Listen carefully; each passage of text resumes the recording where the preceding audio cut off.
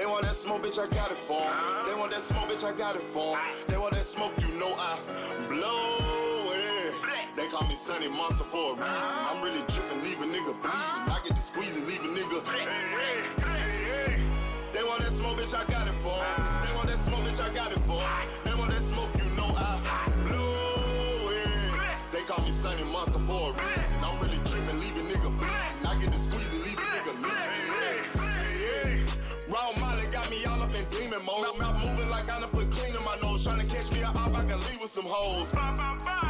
He standing straight up, watch I make him lean with this pole. Would've thought he was closed, how that heat made him fold. Thought it was a game, he won't think no more. His brain's gone, nigga. It be exciting when I get to striking. Guns sound like thunder, hit you like lightning. Fight for your life, we don't do no fighting. We really hit it, nigga. We worse than savage, they calling us Vikings. Police be riding, we still be sliding. Told you we hit us, remember the time. They want that smoke, bitch, I got it for 'em. They want that smoke, bitch, I got it for 'em. They want that smoke, you know I blow it. They call me Sunny Monster for a reason. I'm really dripping, leave a nigga bleeding. I get to squeeze and leave a nigga bleeding. They want that smoke, bitch, I got it for 'em. They want that smoke, bitch, I got it for 'em. They want that smoke, you know I blow it. They call me Sunny Monster for a reason. I'm really dripping, leave a nigga bleeding. I get to squeeze and leave a nigga bleeding.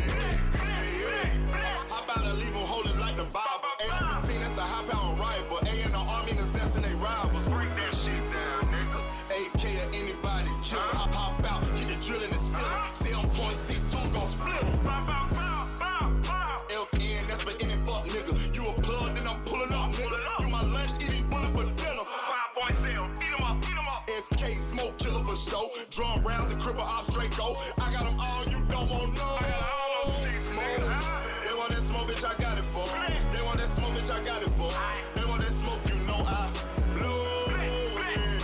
They call me Sunny Monster for a reason. I'm really dripping, leave a nigga bleeding. I get this pussy, leave a nigga bleeding. They want that smoke, bitch, I got it for 'em. They want that smoke, bitch, I got it for 'em. They want that smoke, you know I blow it. They call me Sunny Monster for a reason. I'm really dripping, leave a nigga bleeding. I get to squeeze and leave a nigga bleeding. Y'all know what the fuck going on around here, nigga. Y'all nigga keep talking about you want smoke. You can't catch me on social media, my nigga. I'm in the street with it, you dig what I'm saying? Hey, yo, what up, family? Peace and blessings, peace and blessings. Shout out to everybody in the building. Shout out to everybody that was here early today on the live stream that we had earlier today. Salute. Salute, salute, salute. No evidence. Salute to you, my brother. Hey, pinned at the top of the chat is my other channel. Mr. DeMar, what's up, homie? Peace and blessings to you, bro. Like, I go live stream early in the daytime now that my brother Fanon's not been coming on lately. So if you didn't come on earlier today, I had both channels streaming earlier today. We had a great show. We was talking about how these red pill men are really beta males that are upset about women. And pinned at the top of chat is that channel. Subscribe to the channel. You know, I'm only like 70 people away from making it monetized. 500 makes it monetized. 1,000 make it real monetized. Shane Fraser, salute. But that channel right there, you know, like I said, I'm gonna be giving y'all the real game. Like, I'm not saying, like, everybody that's in this chat, we real men over here. We ain't no beta men over here. But sometimes a man may have another outlook that you don't understand. Or we might have been through something that you don't know. And, you know, we can discuss, you know, we can go through it and we can look at these beta males. The show I did today, I called out No Fugazi because of Fugazi shit that he been doing. Andrew Tate. Y'all know Andrew Tate. He self-admitted that he messes with 14 and 15-year-old girls. The man is a chomo. I got the whole video, the live up to date, all with facts and receipts. We got big academics who let his girlfriend steal $500,000 cash from him, cheat on him, get a train ran on her, and he still wiped her up. But you know, we expose beta males and fake ass real pill content creators. Salute to my man AJ64. Hey, AJ64, bro. I got medical problems too, brother. I hope everything's well with you, my brother. All praise to the Most High, my nigga. Like all y'all, we family in here, bro. So I wish well wishes for all y'all, bro. Like, I hope all y'all are healthy, and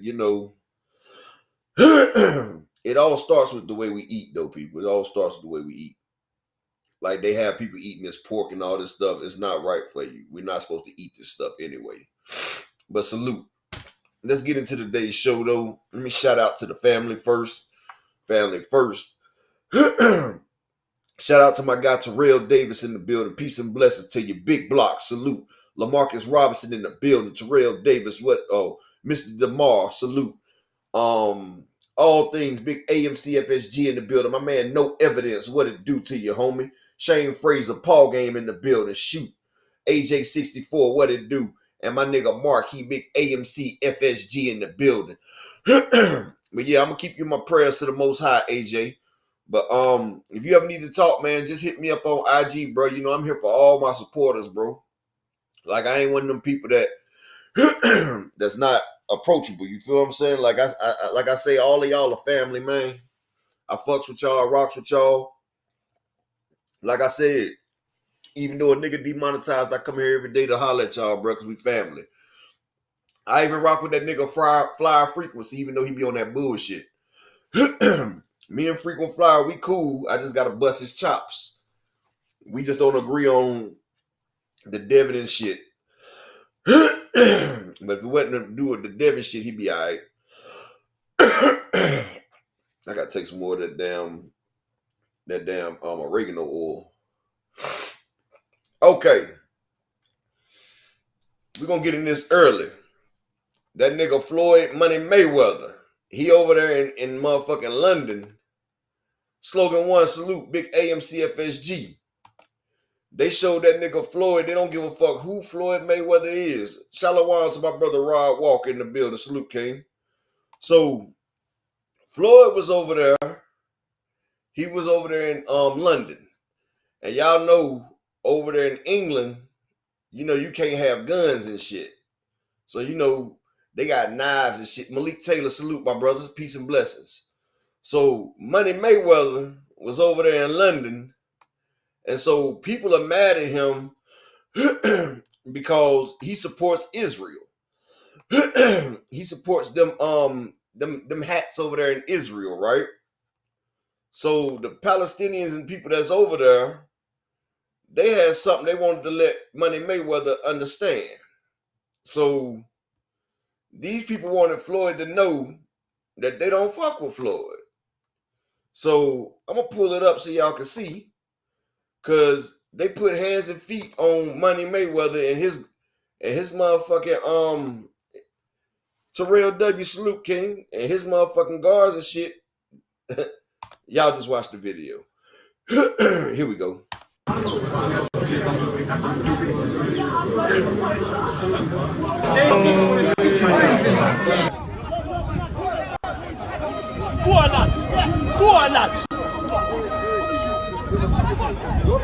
Money Mayweather just got punched up, bro.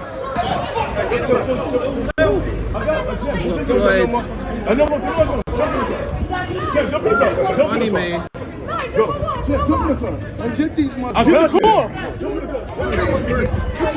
See, Mayweather, he telling his bodyguards to get these motherfuckers because niggas ran up on Floyd.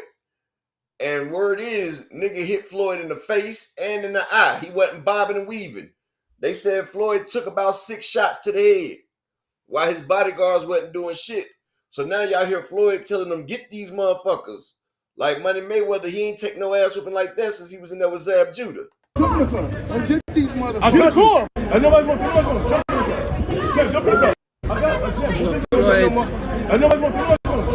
See, he got them Jewish bodyguards over there. And they let his black ass get hit. Money man. Floyd. Money man. Get these motherfuckers. They're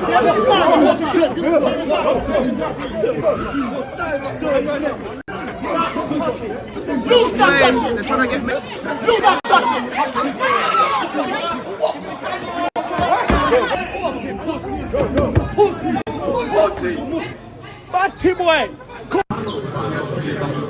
Yeah, they like that damn the shoulder roll technique went rolling.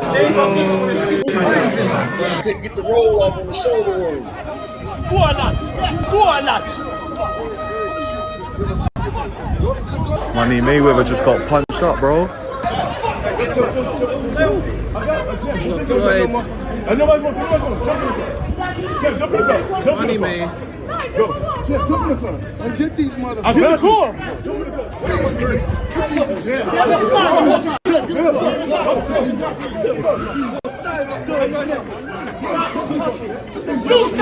They're trying to get me.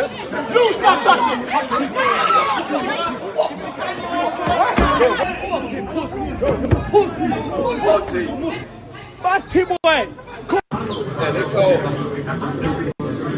they call him Floyd a pussy, body boy. Shout out to my nigga T. Orlando in the building. They done called Floyd all types of pussies, body boys, everything, boy. Floyd took a L. So Floyd is 50-1 now. Because they say them shotters got a hold of his ass out there, boy. So Money Mayweather, shout out to my nigga Kevin House in the building. So Money Mayweather.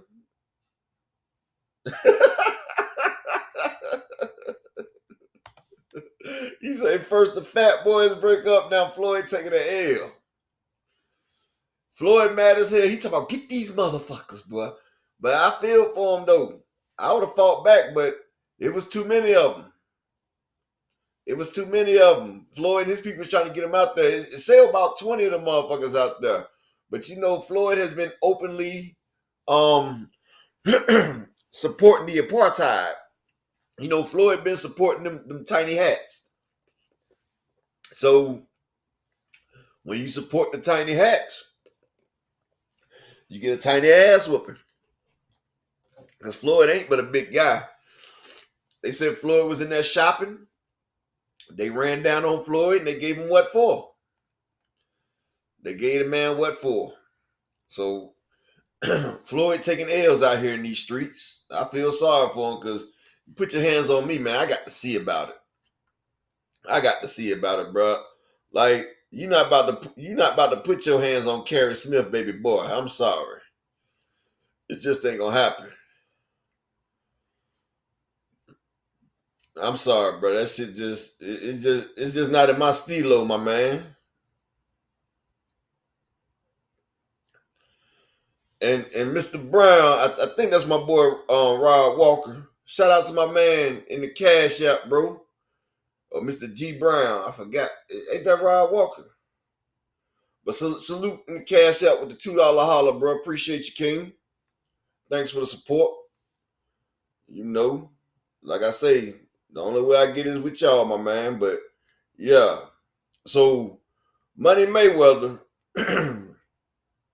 he's been doing a lot of traveling.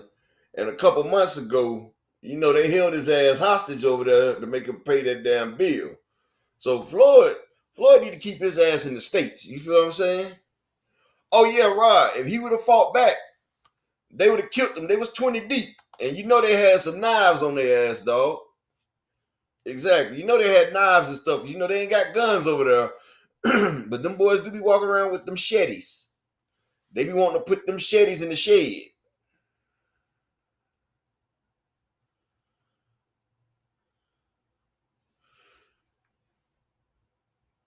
King Dojo. It did happen, bro. Desmond Johnson, salute. The man already said Floyd had already got bombed on, King Jojo. They bombed on Floyd before the shit even got recorded.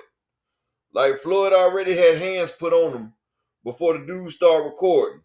That's why the dude was like, damn, they just beat on Floyd. You feel what I'm saying? Like, he didn't catch the whole thing. You feel what I'm saying? I can play it again for you, my brother, so you can hear what happened. Matter of fact, I'm going to play it for you so you can hear what they said. Listen to the commentator. Listen to the commentator. This is where you listen and don't talk. You feel what I'm saying? That way you can hear what's going on because they didn't know what was about to kick off. The party got started without.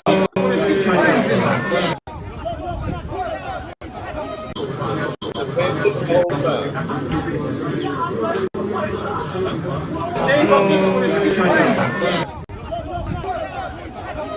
Go on, lads. Go on, lads. Money Mayweather just got punched up, bro. What did he just say? What did he say? Like that dude say, what did he say? Let me do it again for you, King Dojo.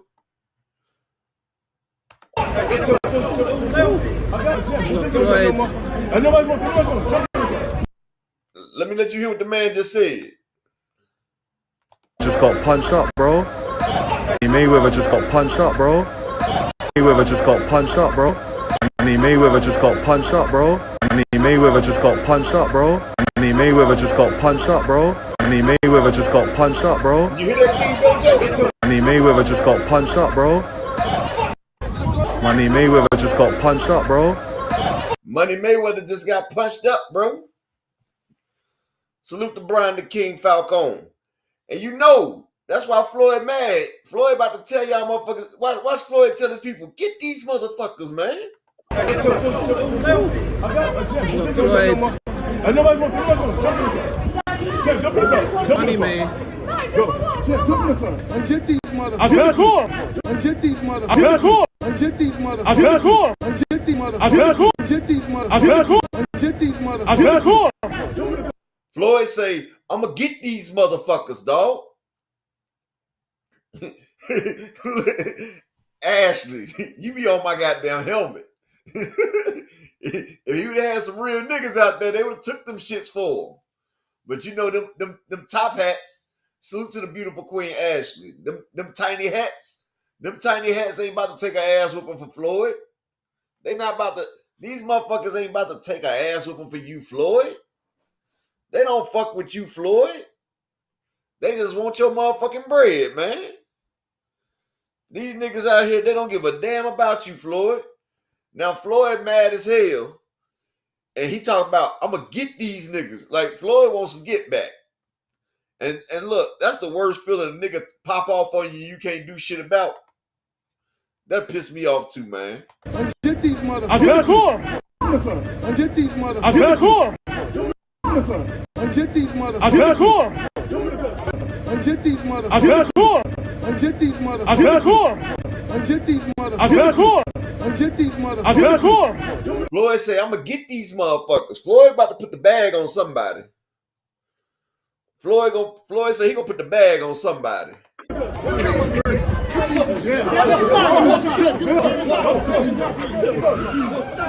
Y'all see all those people back there, bro?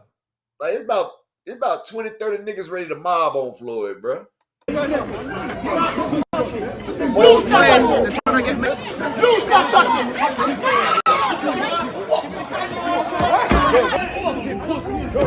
Pussy. Batty boy. Damn, Floyd. So, like I said, nigga popped off on Floyd.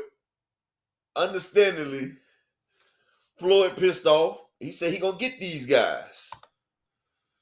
Now, whether he gets them or not is up to T. Orlando. T. Orlando say Floyd's scary ass ain't gonna do shit.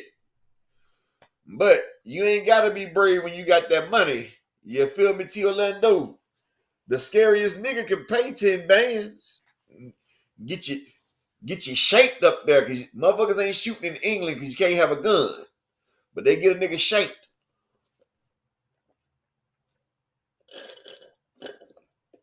Niggas over there in England, they walking down and poking shit. They be banging out for real, for real. They can't do like the little punks over here do that shoot up the little men, women, and children. They ain't got shit to do with it. Over there, if you get hit, it was meant for you. Because ain't no drive-bys and all that bullshit because motherfuckers ain't got guns over there. You know, them niggas got knives and hammers and sticks with nails in it. So, you know, ain't no bystander getting messed up over there. Exactly, Rod Walker. They ain't got to worry about innocent bystanders catching the stray nail and shit. Unless a motherfucker popping with a slingshot or something. But, hey, Floyd just see, money can't buy you respect, bro. Money can't buy you respect. And shout out to my brother Mike Rhythm in the building, Rhythm and Blues coming through. And hey, like I said, we just had a great show this morning. I'm gonna start, like I said, I'm coming on in the morning times. Like I said, I'm gonna start getting more focused on this shit, you know, building that platform up to make it where it's supposed to be. But yeah, make sure y'all come through. And shout out to my man Rod Walker in the Cash App with the $3 holler. So, G Brown, that must be my nigga Marquis then. That must be my guy Marquis. G Brown. I don't want to say your name. But that's what I said to you, Orlando. I come on, I be coming on around 10 something in the morning time. You know, I can't get on early because, you know, my son and my daughter, they got homeschool, so they gotta get them situated, get their school in. You feel what I'm saying? And then after that, I'm able to hop on. But that's what I've been doing. I've been coming on. You should check out the show. It's pinned at the top of the chat, T Orlando. But yeah, that's my other channel. That's my life as a movie. You know, we be talking real stuff over there. We be talking about how a lot of the red pill men are really hurt betas out there. Today we went over how Andrew Tate likes to mess with 14 and 15-year-old girls and say how he like them to be virgins and everything. And him and his brother, how they basically be R-wording these little girls. Oh, that's what I thought, Marquis. Salute, brother. I said it at first. You ain't say nothing, bro. But yeah, I exposed Andrew Tate. Brock Howard, salute, King. I ended up exposing King Academics for the simp that he was. I showed how no Fugazi is all Fugazi. I showed how Fresh and Fit, they steady bashing OnlyFans girls, but then Fresh, he going raw in one because she was pregnant by him. How you get an OnlyFans girl pregnant and then try to tell her to delete the baby? David Tinsdale, salute, King. Peace and blessings. Like I say, a lot of these red pill guys, man, they really hate women. They take bro code to the whole nother level. They rather sit there and hang with niggas instead of getting that gush. I'm sorry. I'm a real man. Yeah, no Fugazi is straight Fugazi, T Orlando. Hell, I wanted to show the one when his brother was about to whoop his ass. J Box and Miyamano, salute, King.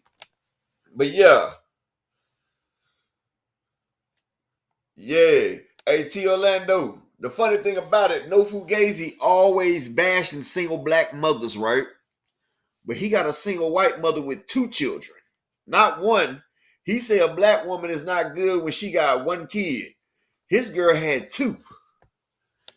And I bet when them little boys get mad, they call him the N-word. Bet they call him the N-word. And what he gonna do? What can he do? Hell, I bet Becky called him that shit too. And if she wasn't a single mother, she probably wouldn't even be with him. She'd probably be with Brad Pitt or Tom Cruise, but he got a Becky that got a BBL. So you know how them girls is any damn way. She models and she's showing her ass on the damn. And that's the crazy thing about it. That's the crazy thing about it. They talk all this about women showing their bodies online. About how women shouldn't show their bodies, how they thoughts and shit. But that's all his girl do is show her ass and chest. She show her body all the time. Like, she shows her body more than a little bit. Like, everything that he say he don't want in a woman is what he got in that Caucasian girl. It's funny. Like I say, a lot of these niggas have past hurts. These women done did them dirty. And now they got a platform, they just bashing women. They bashing women. They trying to get back because they mad. Like, I hate these women. I bet if they could, they'd be sword fighting. But that's on the other show. Make sure you subscribe. It's at the top of the chat. It's at the top of the chat. We're going to go in tomorrow on that bad boy too. Tomorrow morning, we're going to go back in on it. I know they got a TikTok together, Brian the King. Now, he didn't wife for no T. Orlando. They've been together 7 years. He ain't married her yet. And that's what people talking about. They like, nigga, you been with her 7 years. You might as well marry her.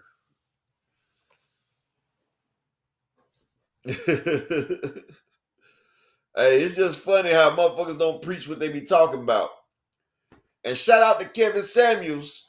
But it's crazy because Kevin Samuels used to talk about big girls and everything, right? But I think Kevin Samuels died having intercourse with a big girl. And that was crazy. I'm like, dang, bro.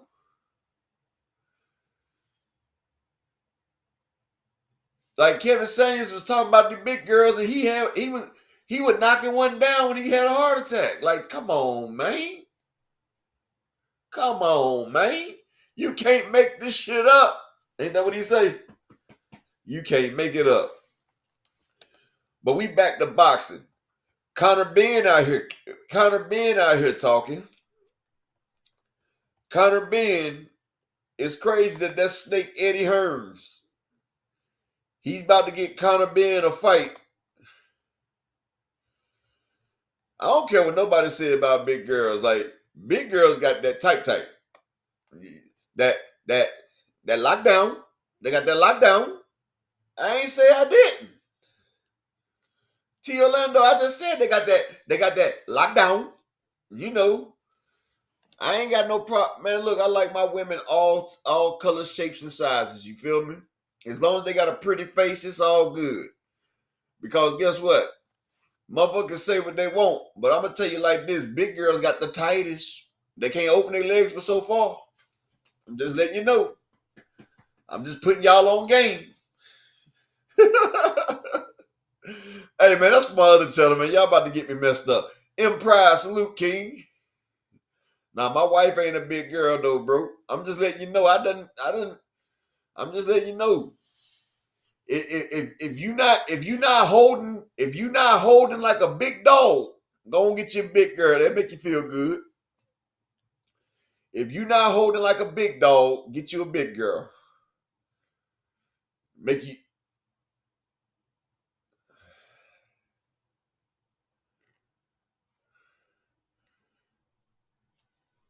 I'm saying, Ashley, it was a girl. She was kind of big, but she was cute. She was cute with it. You feel me? She was cute. Like, she was one of the prettiest girls I ever seen. She just needed to hit the treadmill a little bit. Took her down, and that motherfucker was wild. I was like, hey, opened my eyes. I was like, ain't no way. And the motherfucker was flexible as hell. Like, motherfucking knees was on 1,000. And I'm a strong nigga, you know. I'm a big, strong nigga, you know, shit. They can't, Ashley. That's why I said, if a nigga ain't holding, go get you one. But I'm going to tell you like this, you know, I'm a big, strong nigga. I make any girl feel like a little girl. It ain't just big girls need love, Ashley. All good girls need love. Like I say, it's some beautiful ass big girls out there. And I'm gonna tell you, over there in Africa, if you big, motherfucker be like, how you do that? It's a sign of her knees on 1,000. That motherfucker, hey Ashley, she was sitting on her ankles. Like, she dropped all the way down to her ankles. I was like, good God almighty. But yeah, that's the other show, man. That's the other show. That's the other show. That's the other channel. We on boxing today. So in boxing, it's almost got this fight with Barrios and Conor Benn set up. You feel what I'm saying? And Conor, I'm gonna let y'all hear Conor Benn before I get started. You feel me? I'm gonna let y'all hear what Conor's saying. 47, right? But who in boxing? 47, right? But who knows who Boots is? Yeah. No, genuinely, who knows Now, Conor Benn contradicts himself, right? He's saying Boots ain't a big name. Hey, J Boxing, you ain't lied about that one. But Conor Benn is basically scared of Boots. He's scared of Boots, honestly. But I'm gonna tell you, I'm gonna let y'all hear this though. Like, I was walking around Philly in boxing. 47. But who knows who Boots is? No, genuinely. Who knows who... Like, I was walking around Philly. People going, oh, Conor Benn, man, big fan. Round side streets. Then I've gone to Miami, and the same thing then. Oh, you know, while I'm running, Conor Benn, big fan. You know, fellow Americans. You know, so for them saying I'm not a big name in the States, everyone's familiar with the Benn name over there in the States. And it's come to England, no one knows who he is. Apart from the boxing community, great fighter, you know. Second to Crawford, in my opinion, if you're talking welterweight division. You know, he's that guy. I've made no secret in calling for that fight. But if you're saying big names, I don't look at him and go big names. I look at big names and go Pacquiao, the Broners, the Kell Brooks, the Khans, characters. Now, he said Boots ain't a big name, but he says Kell Brook, Amir Khan. People invest in. Personality. You know, there ain't much of that. In boxing. 47. So Conor Benn gonna tell me that Kell Brook is a bigger fight than Boots Ennis. Amir Khan is a bigger fight than Boots Ennis. Well, if you win that belt, Conor Benn, and if you and Boots Ennis was to unify, that would be a big fight in England, wouldn't it? Like, he said he thinks Boots is number 2 to Crawford. And Conor Benn said he was in Philly, and he said everybody knew who he was. Conor Benn, don't nobody know you in fucking Philly. The only reason motherfuckers know you is because we hardcore boxers. Like, his last fight, he fought old boy, hold on, what's your boy name? Because he couldn't stop old boy. Old boy was in his ass a little bit too. Hold on, I'll tell you his name, Ashley. Hold on 1 second.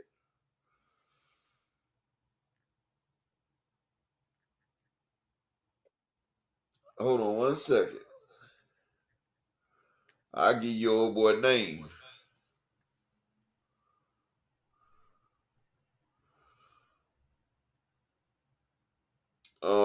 Let's see. What's the nigga name?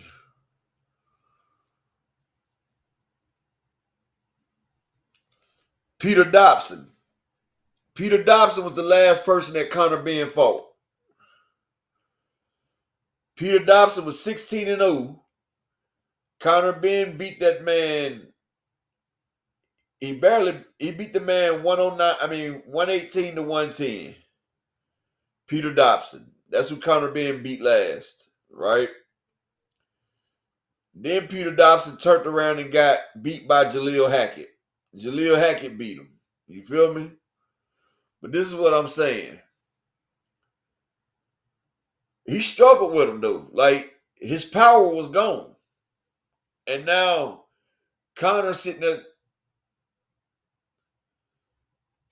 Oh, I can't stand Nigel Benn. Nigel Benn used to posture and everything like he was him and Chris Eubanks.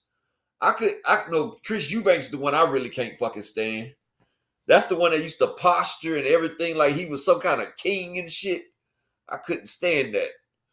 I think it was April, Ashley. It was this year. He fought him this year. Hold on, I'll tell you. Ashley got me looking up this stuff right quick. That's crazy. He fought him in February the 24th. February the 24th, he fought Peter Dobson.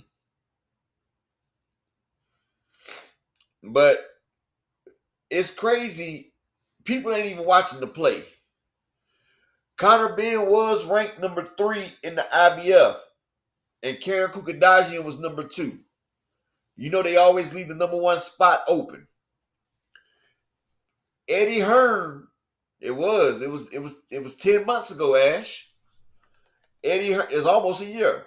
Eddie Hearns was trying to get Boots not to fight Karen Kukadajian and move up. Emmanuel Carter, salute, Big Colts Nation. We're gonna smash some shit this week. But he was trying to get Boots to move up to 154 and have Conor Benn fight Karen Kukadajian for the IBF championship. That was Eddie Hearn was trying to do because Conor Benn has a lifetime contract with Eddie Hearn. See, people that have lifetime contracts with Eddie Hearns takes care of. Eddie Hearns looks out for his people. Now, Eddie Hearn is now setting up a fight with Conor Benn and Mario Barrios. So you can get this man coming off a drug suspension. Joseph Bermia, salute, King. This man's coming off a drug suspension. And you can get him a fight with Mario Barrios for the belt. And Mario Barrios has openly said that he would like to fight Jerron Boots Ennis. So, Eddie, you said Boots is your man. You say you got a plan for Boots. So why not make the unification fight of Jerron Ennis and motherfucking Mario Barrios? That's a unification fight.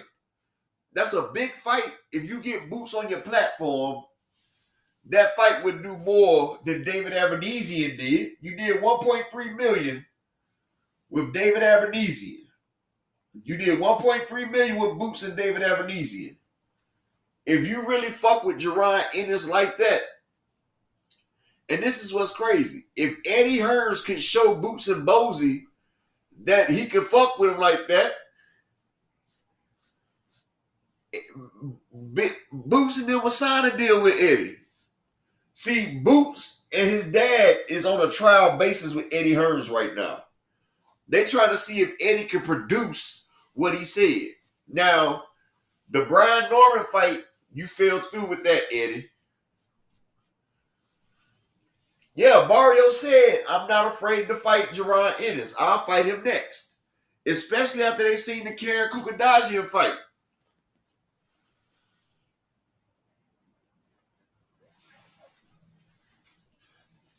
Yeah, and Boots is just like Earl Spence. Earl Spence used to blow up after his next day weigh-in. Boots does too. And if you give them another belt, Boots and them will be coming in like a middleweight. If Jerron Ennis gets another belt, you best believe he doesn't have to do that next day weigh-in. He's going to be coming into that ring about 165 each time. The man is 5'10". He's having problems making that weight. That's why he's trying to unify. Y'all not realizing that's the main reason Jerron Ennis wants to unify that belt so he can get away from that IBF rule. That's why Earl Spence wanted to unify so bad, because that IBF rule is killing them. It's killing them, and Boots is getting older. And as you get older, it's harder to make that weight. That weight gets harder to make when you get older, people. Shout out to my nigga Zulu Line in the building. But that's why I said they giving Eddie Hearns a chance. Like, if Eddie Hearns can come through for Boots and Bozy, they will sign a long-term deal with him. Because he'll show them that he can get them the title matches, even though the titles are not over there. And the David Abernethy fight was 3 times more than Boots' biggest payday. Boots had never got $1 million until he fought David Abernethy. David Abernethy was Boots' first $1 million payday, and he got 3. He's starting to get some bread now, and that's what Eddie Hearns is good at, getting people that bread. Now, the fucked up shit is Eddie Hearns has Conor Benn signed up for the rest of his life, just like he has, what's the dude name? What's the white dude that always get his ass whooped down in the, not Page, Leigh Woods and them. You see, he always getting Leigh Woods in them title shots, because those his people. And Anthony Joshua, he always behind them because they done signed their life away to Eddie. Conor Benn has too. Ashley Rod Walker, Boots and David Avanesian did $1.3 million gate, right? Bud and David Avanesian did 6,000 pay-per-views and a $240,000 gate. Bud had a pay-per-view fight with David Avanesian and it did less than $400,000. Boots did a free TV or the zone fight and his gate was $1.3 million. He 3 times what Bud made. And Bud was pay-per-view. Bud fight put BLK Prime out of business again. BLK Prime had to file bankruptcy for the 11th time. But this is the fight that Blue Blood and them was pushing. They wanted that fight. Well, you know, Eddie Hearns, he also fucked over Kell Brook. He sent Kell Brook up 2 weight classes to motherfucking get smashed by Triple G. He sent Amir Khan up 2 weight classes to get smashed by Canelo. Eddie Hearns don't give a damn about his fighters. Eddie Hearns sent motherfucking AJ out there to get fucked over by what's the little Puerto Rican name that whooped AJ ass? Damn, I just forgot his damn name. Andy Ruiz. Everybody knew Andy Ruiz was a tough matchup for AJ with them fast hands and everything. He really beat Joseph Parker, but they robbed him. AJ threw his ass in there to get whooped. Eddie threw AJ ass in there to get whooped, and it looked like AJ was drugged. It looked like he was drugged in the fight, too. AJ even said it. He said, my body feel funny. Eddie Hearns, bro. Don't y'all know that the zone, everybody talk about PVC going broke and everything, right? They don't mention that the zone got a $1 billion bailout. A billionaire had to send the zone $1 billion to bail them out of the debt that they lost. Yes, they did, Rod Walker. And see, the zone has been hemorrhaging money. A billionaire they lost more money than Turkey. But see, Turkey, he's losing money in the public, but Daniel Kinahan and them is behind Turkey. So even though it looks like they losing money, they cleaning they fucking money up. Yeah, the zone's deep in the red, Brian King. But Turkey Al-Ashik, the reason why he keeps losing money is because, listen, to launder your money, it costs about 50 cents on the dollar. So for every 100 million that you make clean, you paying off 50 million, right? Now, for every 100 million you making clean in this boxing, the way that they doing these overpriced cards and the way they so-called paying these fighters all this money, they basically paying, I sat there and did the math. They basically, it's not Turkey, Ashley, it's Kinahan and them, MTK Global. Instead of paying 50 cents on a dollar, Daniel Kinahan and MTK Global and them are getting their money laundered for 12 to 17 cents on a dollar, making all these fight cards. Nah, not the zone. I'm talking about Turkey and them, Mr. Pride. That's why Turkey spends all this money on production, promotion, and no, Rod Walker. That's all a ploy. And that's why they keep getting all these concerts and all this. Because all this shit right here, Rod Walker, he can write off because can't nobody say how much money they really made or lost in this production. And see, just say they lost $18 million in this fight right here, right? They can say that they made $120 million, Rod Walker. Even though they didn't, they can say they made $120 million, but they can say they lost 18 million of what they thought. But that 120 million that they did make, they can put that all in this clean money, right? So what? They lose 18 million to turn 20 million, 120 million clean. That's less than 10 cents on a dollar, bro. It's the biggest money laundering scheme, and people don't even know what the fuck is going down. That's why Turkey keep loading up these cards. That's why they got all these big name fighters on there.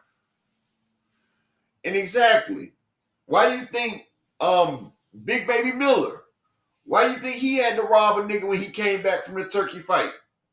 And Big Baby Anderson too. Them boxers aren't getting what they say they supposed to be getting. That's why I say it's money laundering. They laundering that money and telling these fighters this is what you're going to get. Exactly. And you know, these are real certified gangsters. Daniel Kinahan is part of the IRA. You feel what I'm saying? Them motherfuckers right there is not playing. Salute to Mr. Tell It Like It Is. Peace and blessings, King. These motherfuckers right here is not playing with you. And if they feel like you're not with the program, they will off your ass. They still mad at Bob Arum. Y'all know Bob Arum told on Daniel Kinahan. He told on that man. That man ain't forgot. He told Bob Arum, don't bring your ass back over here. Yeah, Eminem got paid more than the damn fighters. Well, I mean, but that's how it is, though. Hold on one second.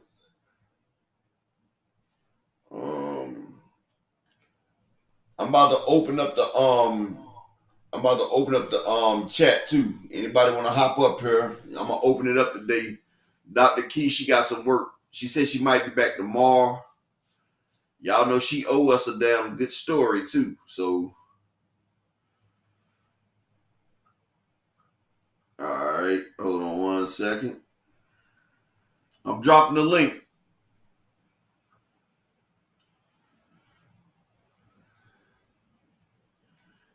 There go the link right there.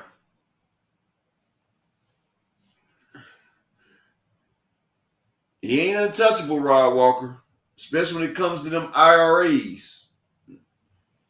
It's just they paid it off for Bob. Bob and them had to pay off. They had to pay off a fee.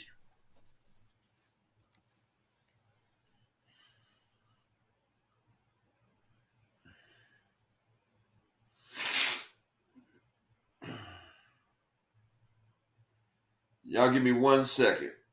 I'm about to switch to my other device real quick.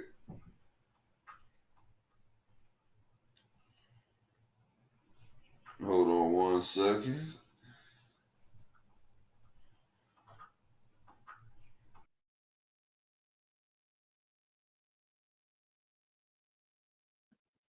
All right, I'm back. All right.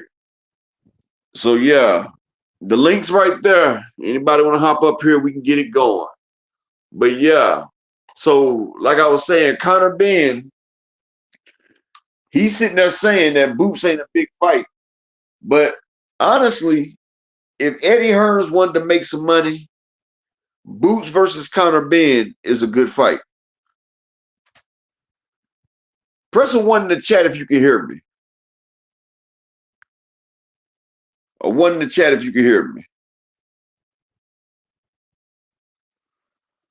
My thing look like it's messing up. Can you hear me? A 1 in the chat.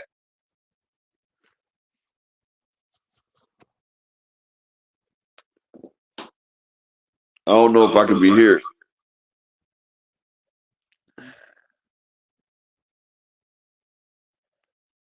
All right, appreciate you, my boy Fresh Baker. All right.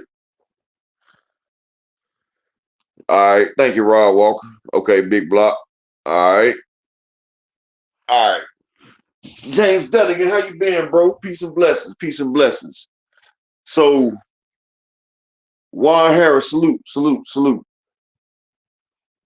But yeah, so I say like this, look, Conor Benn, you've been calling out so many fighters lately that's not been in your division. You done called out Tank Davis, Chris Eubanks. You've been calling out everybody but people from the 147 division. Hell, you even called out Devin Haney. I say like this, Connor. You got a championship fight right there.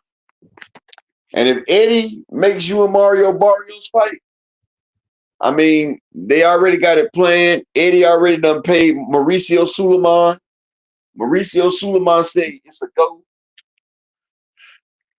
Now, Eddie, I want to see that same thing making the Brian Norman Jr. and Boots fight. Because Brian Norman's pops has doubled down and said Boots is easy work now. Now he done doubled down. And see, that's another thing I like about the Karen Kukadajian fight. Because ever since Boots fought Karen Kukadajian, a lot of people don't realize, I feel like Karen Kukadajian, and this is real life shit, I feel like he's just as good as Madrimov. I feel like Karen has the same boxing style that Israel Madrimov, the one that Bud Crawford just fought. If you go back and look at the man's fighting skills, the man has the same European style, form, and tricky continents that Madrimov has. The man is good. And he's been fighting all these damn fights.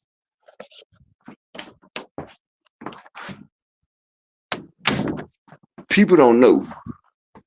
Karen has over 250 fights under his belt. See, with these fighters like this over there in Europe, those fighters, they might be fighting in the amateurs because the amateurs aren't the pros over here, but they get paid in their amateur fights. Like in their amateur fights, they get paid. So he's been getting paid. Like Lomachenko has been getting paid. Like Usyk, he's been getting paid. That's why they wait so late to turn pro. Like people be wondering, why do they wait so late to turn pro? Because they are hometown heroes.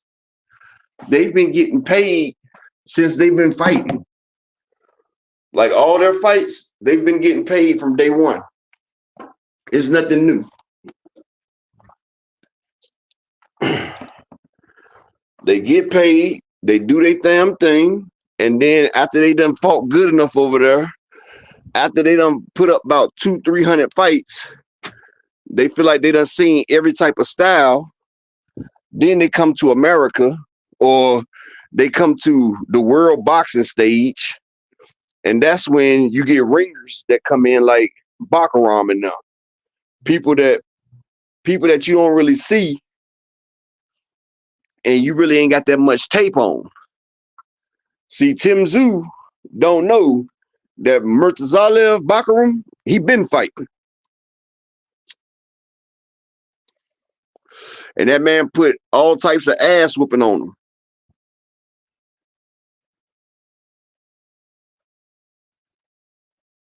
Exactly, Rod Walker. Where they're from, they are heroes, just like in Cuba. That's why in Cuba, you know, boxers are national treasures. United States is the only country where boxing is the top 3 sport. All these other countries,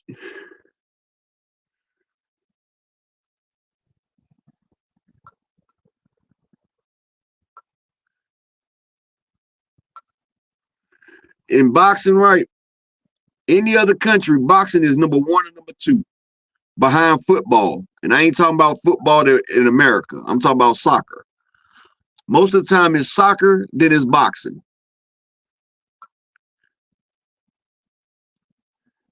Now, AJ, in Europe, it's not against the law in Europe.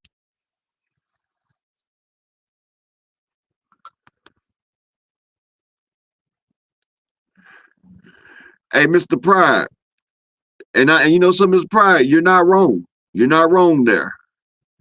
But I believe Bozy and Boots ain't going for it, and they're going to end up leaving Eddie. But Eddie would be a damn fool if he don't do a unification between Connor and Boots.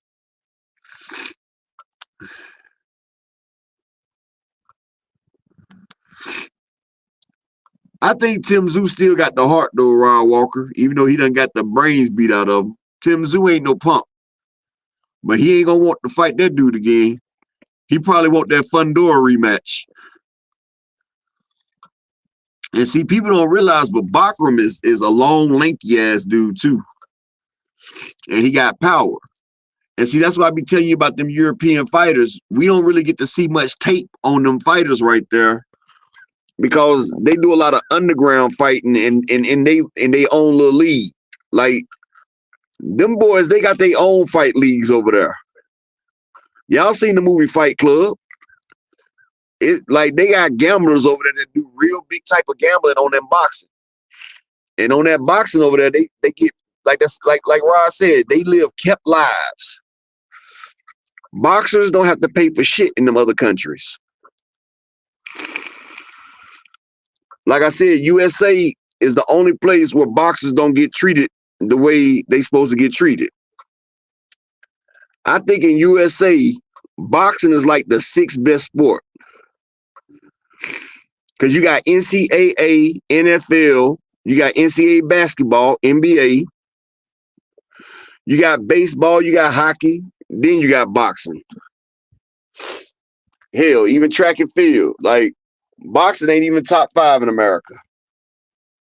Salute to my man Jesse Silva in the building. So, you know, just imagine if boxing was top 3 in America. If we have boxers like LeBron James, instead of being a basketball player, he trained all his life to box. Like Von Adams. Like, could you imagine Lamar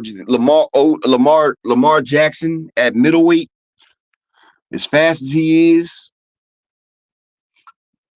Like, could y'all imagine the type of athletes, like a young Derrick Rose? Could you imagine Derrick Rose as a middleweight?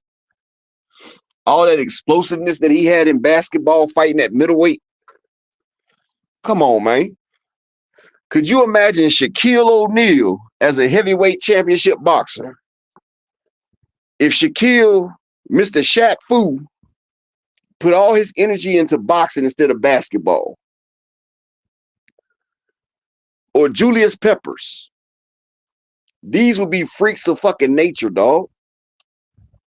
Megatron. Got Megatron at the light heavyweight division.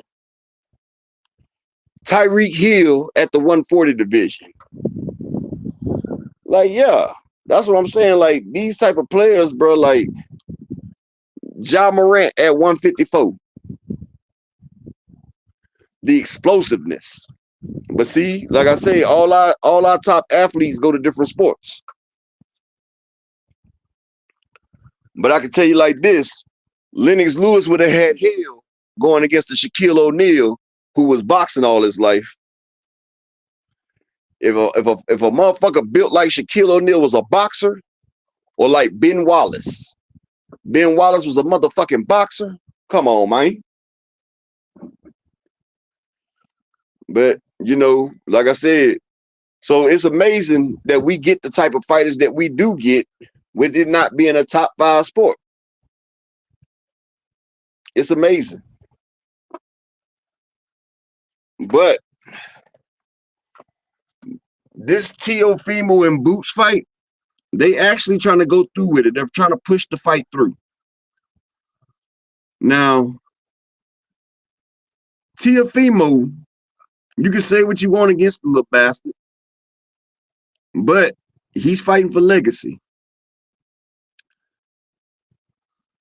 Oh yeah, Rod Walker, Charles Oakley, Patrick Ewing, Hakeem Olajuwon, Big Tim Duncan.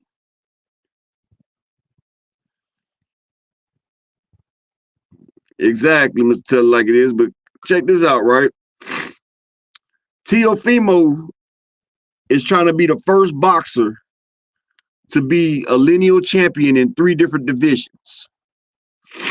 He was the lineal champion at 135. He was the lineal champion at 140. K. Causey, salute. And now, if he beats Jerron Ennis, he would be the lineal champion at 147.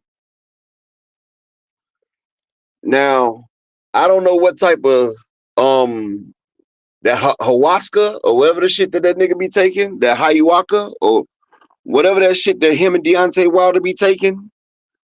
But Tio, honestly, bro, you're not that good. You're not that guy. You get me, man? You're not that guy. Sandor Martin showed you. You're not that guy. Jermaine Ortiz showed you. You're not that guy. Boots could have been broken in a wheelchair, and George Kambosos would have never beat Jerron Ennis. But one thing I can say, if Teofimo takes this fucking fight, I got to give him all the respect in the world, even though he a racist asshole. Because he's willing to go up there. But see, this is what I don't understand. He's willing to go fight Jerron Ennis for $3 million. Well, 3 million, either $2 or $3 million. He's not gonna get more than $3 million to fight Boots Ennis. He's not. Why do that when you can fight Tank Davis?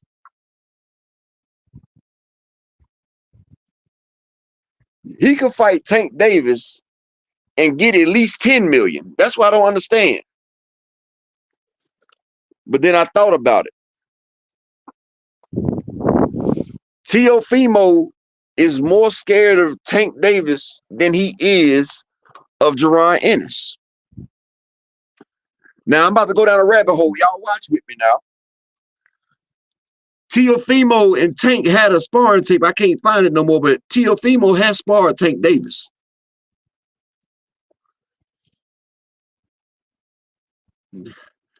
Teofimo got his ass whooped by Tank in spar. Hey, Papi. Yeah, his dad was over there talking about, hey, Papi, while he was getting his ass whooped. But look, he's going to fight Jerron Ennis because people done said it. They said Tank Davis hits harder than Jerron Ennis. Tank Davis is more explosive than Jerron Ennis. I know people think, oh, you on some bullshit. Up. No. Tank Davis is a more powerful puncher than Jerron Ennis. Plenty of people that sparred both of them have said it. Plenty of people that sparred said that Tank Davis, he hits harder and more powerful than Jerron Boots Ennis. That's a fact. And he's more scared of Tank Davis than Jerron Ennis. They see a lot of people seeing that Karen Kukadajian fight. And they think that Jerron Ennis is a fraud. Now, I admit, Jerron Ennis can be sloppy with his defense. He can be very sloppy with his defense.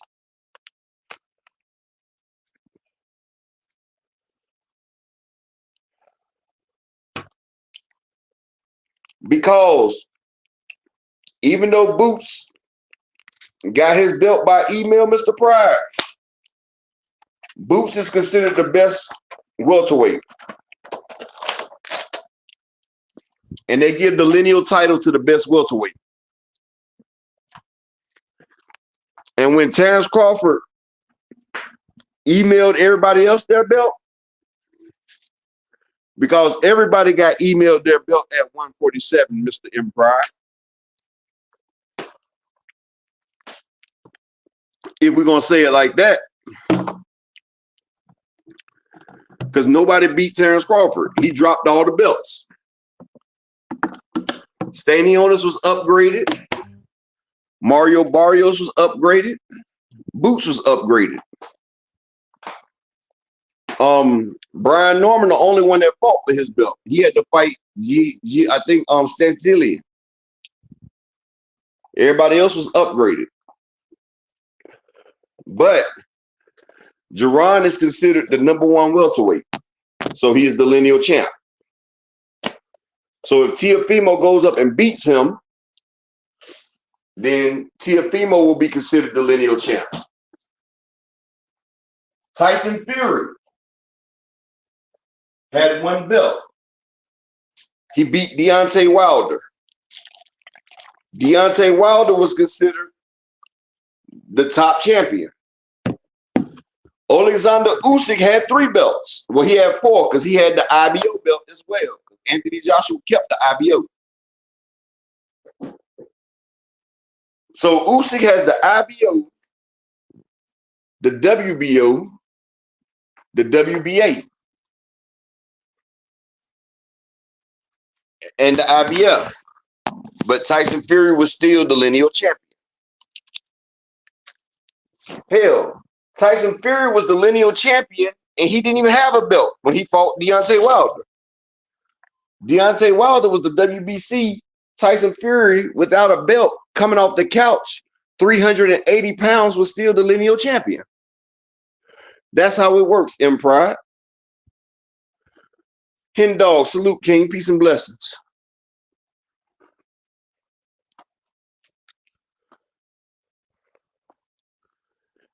And you know something? That's funny about that, right? Because you're right. Boots don't even try to style on no more Zulu. And see, Boots was just going in that phone booth style. So a lot of people think Boots ain't got as much skills as he do. And I'm gonna be honest. I've gone through and looked at his fights with Jamal James, Sergey Lipinets. Boots does get hit. Boots does get hit. And if Boots was in there against a real good fighter, maybe they could expose Boots. Maybe they get knocked out. Boots is best when he's fighting against a front foot dominant forward fighter, basically a Mexican, like Romain Villa. He was there for Boots to hit. And I've noticed that Jerron Ennis is great when it's fights where he just got to sit there and just fire away. Because I'm going to be honest, like I say, I keep it 100 with everybody. Jerron Ennis, he doesn't really do a lot. He likes to sit there and bang it out. And one thing about Jerron Ennis, and we're going to be honest, he's much bigger than the rest of the welterweights. Yes, he's the IBF champion. Yes, he has to next day weigh in at 157. But it's a trick to that next day weigh-in. Even though they have to do the next day weigh-in, you still have 8 hours into the fight. And y'all know Earl's my guy. And when Earl was the IBF champion, he would make that weight. And then before the fight, he'd been put on 15 more pounds. The same with Jerron Ennis. Look at Boots versus any of his opponents. I think Boots was about 15 pounds heavier than David Abernethy. He was at least 15 pounds heavier than Abernethy. But that's what it is when people can make the weight. And people are not fighting in their right divisions.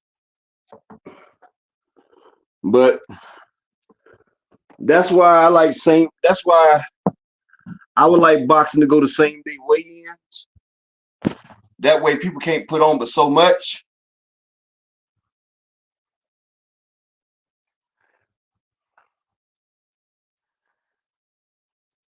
Yeah, Rod Walker. Boots is trying to turn himself into an inside fighter. I've noticed that. And he's getting better at it. And see, these are the times when he needs to do that. Because when he gets up against more skilled fighters, they're going to pop shot his ass. But right now, while Jerron is fighting the level of competition that he is, it's best for him to perfect his inside fighting game, which is smart. And that's what he's doing against the opponents that he's fighting now. Yeah, Boots at 160, Ryan Walker. It would be a lethal combination. Boots at 154 would be good too. But Boots remind me of Jamal Charlo. Jamal Charlo is just about 2 inches bigger, taller than Boots. But they got the same build. And I think Boots would be hell at 160.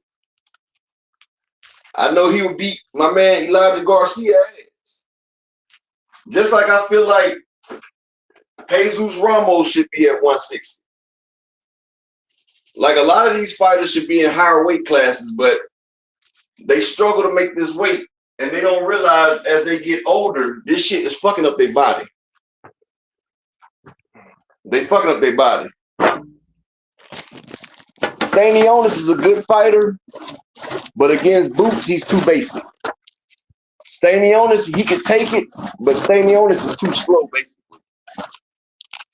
Stanionis is a good fundamental fighter, but Stanionis is too slow. I'm gonna put this up to y'all. I want y'all to think about this right here. Y'all seen Ryan Garcia, right? Matter of fact, let me pull up this video of Ryan Garcia. I want y'all to see the new Ryan Garcia. Now, Ryan Garcia is putting on weight. I'm gonna show y'all Ryan Garcia. Y'all not gonna believe this, but Ryan Garcia is about damn near 160. And he's solid with it. He don't look flabby. He don't look out of shape or none of that shit. But watch this. Let me pull this up for y'all. Hold on. Let me take off this thing real quick.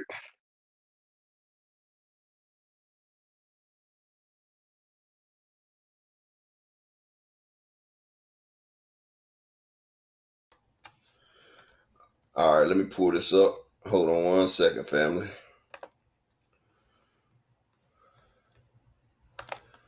Pull this up.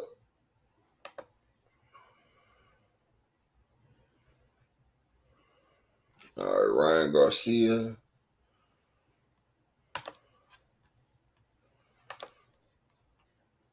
Share this. Daryl Thigpen, salute, King.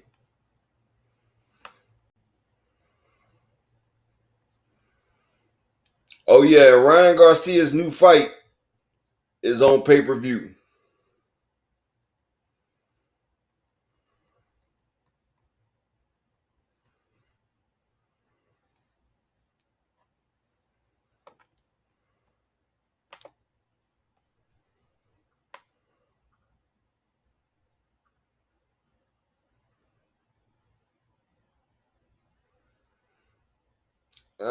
Where the fuck was it?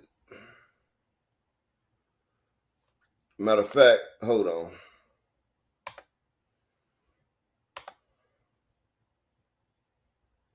We're back at it. Let's get it.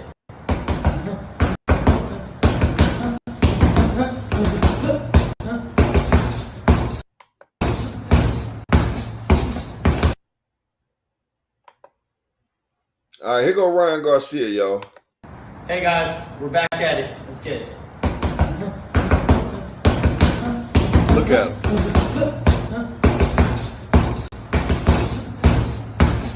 That man right there is fast. He's in shape. Throwing them things.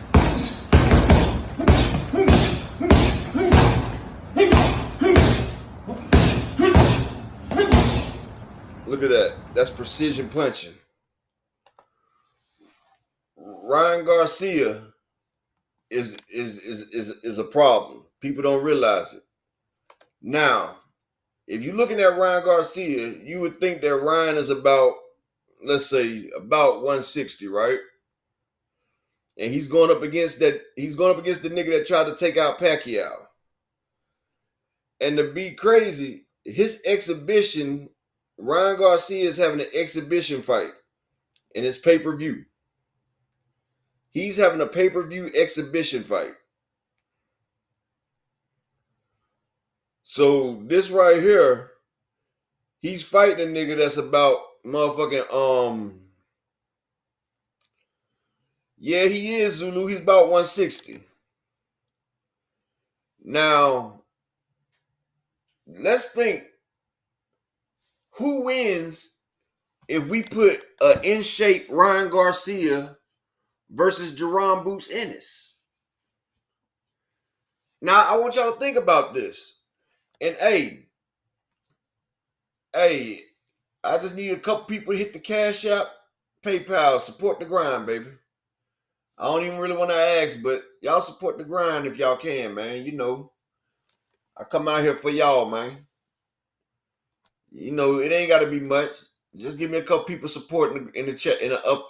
Don't mess with Texas Salute.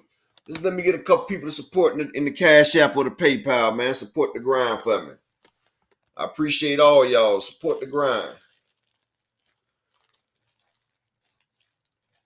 Exactly, Zulu. I started thinking,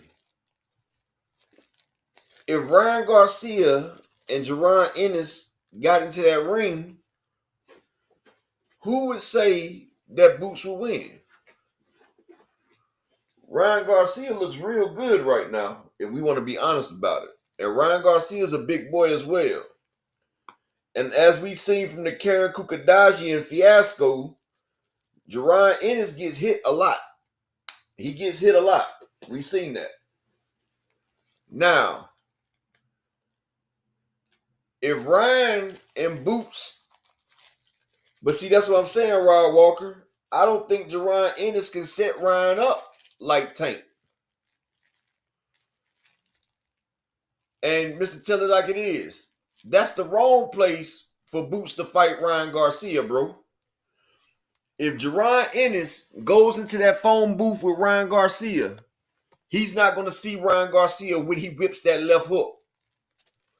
And I'm just being real. If Ryan Garcia rips that left hook and Boots is in that phone booth, I don't give a fuck who you is. Boots may have a chin. Boots may be that nigga. But if they fight in that phone booth, Mr. Tell It Like It Is, Ryan Garcia hits that man with that hook, Boots is going to one knee. I don't give a damn what you say. And I've also seen Ryan Garcia take a full-on left, the brick hand from Tank Davis. And they told you Tank hits harder than Boots. I've seen Ryan Garcia took that shit flush. Tank caught Ryan while Ryan was punching. And he caught him with the brick hand. And he caught that nigga flush. And Ryan got straight up after taking that brick hand from Tank to the face. Ryan got some chin. And like I said, everybody that's done sparred Boots and Tank tells you that Tank hits harder. But Mr. Tell It Like It Is, you right on that part. But in the last 3 fights, how many times have we seen Boots go to the body? He didn't go to the body versus Abernesian. He didn't go to the body both times he fought Karen Kukadajian. Boots has turned into a headhunter, Mr. Tell It Like It Is. And if he come out there headhunting Ryan Garcia,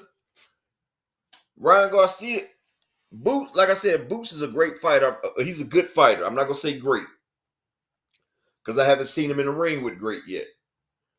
But Ryan Garcia has been in the ring with great. Ryan Garcia has been in there with fighters. And I can tell you one thing about Ryan Garcia. If Ryan Garcia catches him, Boots is going to think about that. And Ryan has IQ. He has IQ. Devin Haney is not, people can say what the fuck they want to say. Devin Haney is not no slouch. And I'm going to be real. Devin Haney is a hell of a boxer. Salute to the Queen of Rain in the building. And yeah, just give me 3 people to support. I just need 3 people to support the Cash App. Because my nigga Marquis and Mr. Rod Walker already supported. So can I get 3 people in the Cash App or the PayPal to support the grind? This is what I'm saying. Ryan Garcia versus Jerron Ennis. Ryan done got up in size now. He said he wanted Virgil Ortiz. Now, Ryan beat Virgil Ortiz in the amateurs just like we seen Frank Martin beat Virgil Ortiz, dropped him. Frank Martin dropped Virgil Ortiz. We seen that. But, like I said, people tell you that Tank hits harder than damn Jerron Ennis. I've heard people say Oscar Duarte said Ryan Garcia is the hardest hitter he's been in the ring with. This is what Oscar Duarte said. Yordanis Ugas said Ryan Garcia hits harder than Earl Spence. Do you understand me? When I told y'all that Ryan Garcia stopped Yordanis Ugas before he fought Devin, I told y'all Ryan was going to beat Devin Haney because I sat there and told you he outboxed and stopped Yordanis Ugas in headgear. Yordanis Ugas said that Ryan Garcia hits harder than Earl Spence in headgear. Do y'all realize what I'm saying? The man can crack. The man can fucking crack. And one thing about it, he has a hook that he loops and you don't see that shit coming. You don't see that nigga coming. And yes, Devin Haney was able to outbox a power puncher like Regis Prograde.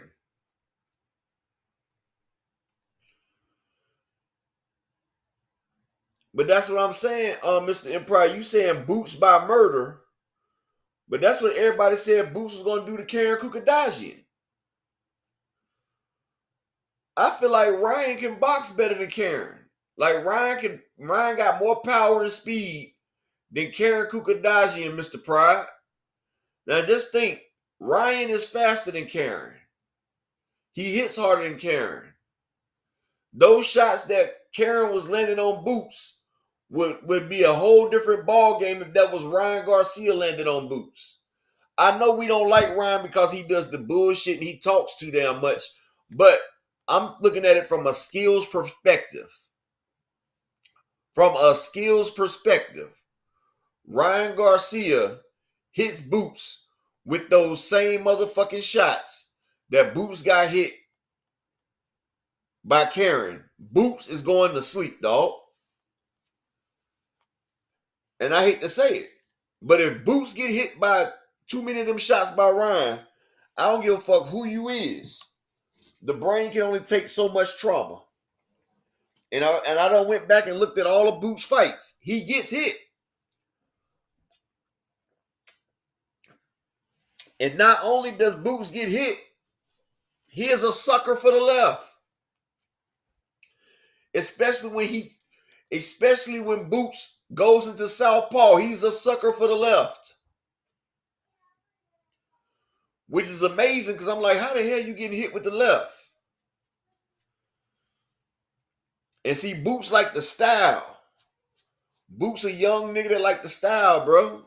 And I'm just telling you, when Ryan knows he has to buckle down, Ryan's a different type of animal. When Ryan had to fight Tank, Ryan wasn't with all that playing and shit. He pressed Tank. Tank set him up, caught him, hit him flush. He got back up. Ryan still kept pressing him until he got hit to the body.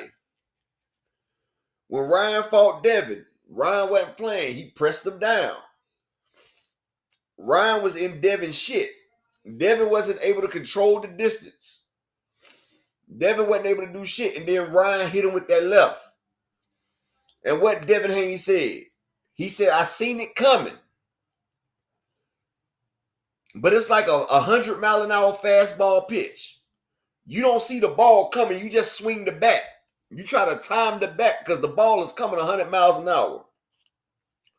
Ryan Garcia is throwing a 100-mile-an-hour pitch with that left hook. And if that bitch lands, it's going to leave a fucking mess. And I'm just being honest with it, bro. I mean, we can hate, we can say whatever we want to, but facts is facts. I'm just saying facts is facts.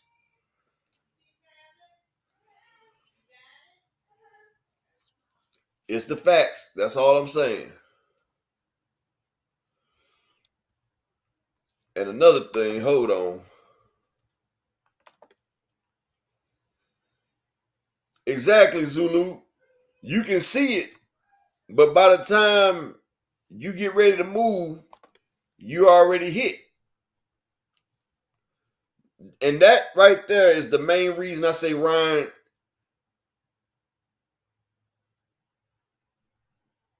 has a better thing.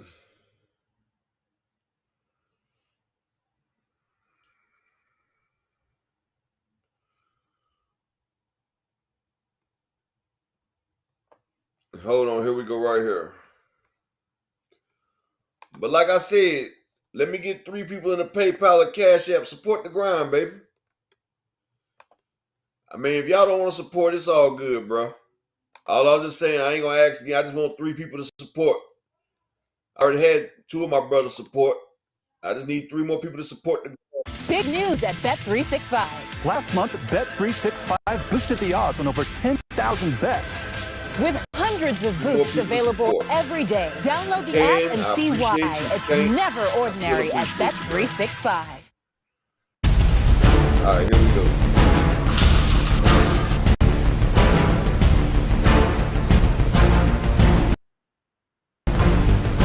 That's the thing, Daryl Thigpen. We haven't seen Boots chin.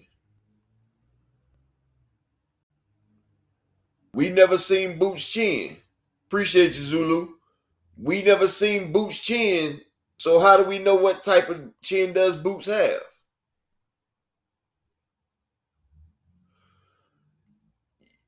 Yeah, Ryan has been dropped. But guess what, Mr. Pride? Ryan has gotten back up after he's been dropped. I know Virgil Ortiz has been dropped plenty of times. Just because you been dropped, it could mean that you fighting. You feel what I'm saying? Like, just because a person get dropped, that doesn't take nothing away from a fighter's skill. Like when you aggressive, like Ryan, and Ryan hasn't been dropped since the Tank fight, Mr. Pride. Yeah, he got dropped by Luke Campbell, but that's when Ryan used to, and I'm about to tell you about this, Mr. Pride. Yeah, Ryan got dropped early in his career.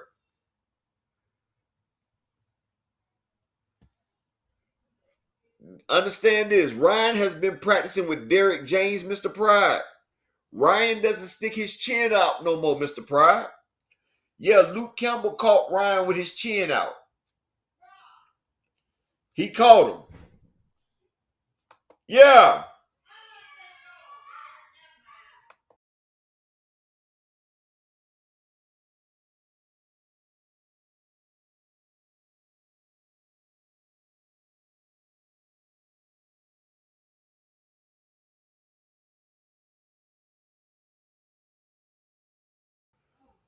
You said Ryan didn't, Rallo, he got hit to the body.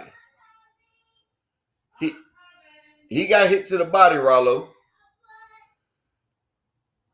Most of the time, a body shot does that. When you get hit to the body, it does that, Rallo. If you ever been in the ring, Rallo,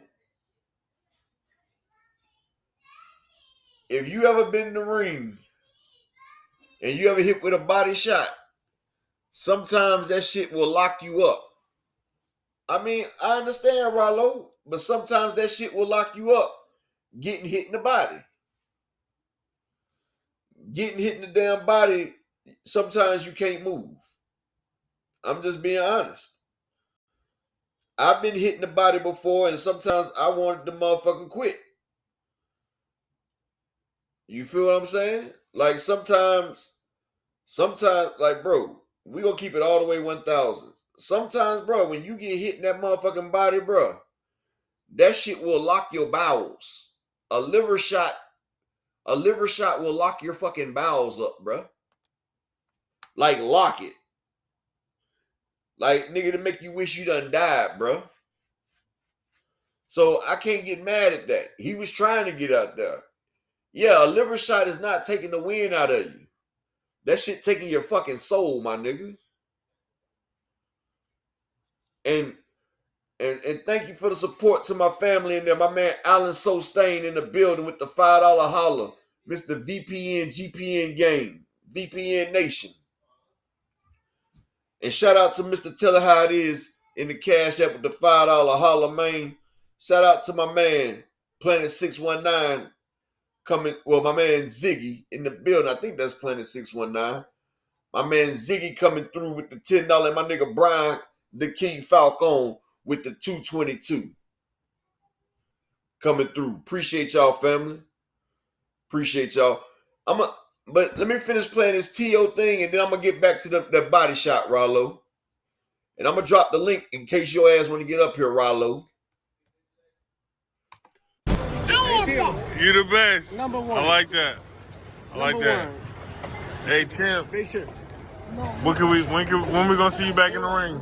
Thank you so much. Right now, I think we should announce something hopefully by the end of this year. Okay. Thoughts on Tank saying he gonna slap the shit out you when he see you? Well, let me know so I can call ESPN Top Rank and we get a ring and we make it happen like that. Yeah, well done for the money. Yeah, I like that. He said that he may be done with the sport. Yeah. Tank may be retiring from the sport after 2025. Yeah. If you don't get in the ring with him and y'all able to square that up, I think that'd be one of the big marquee fights that never happened.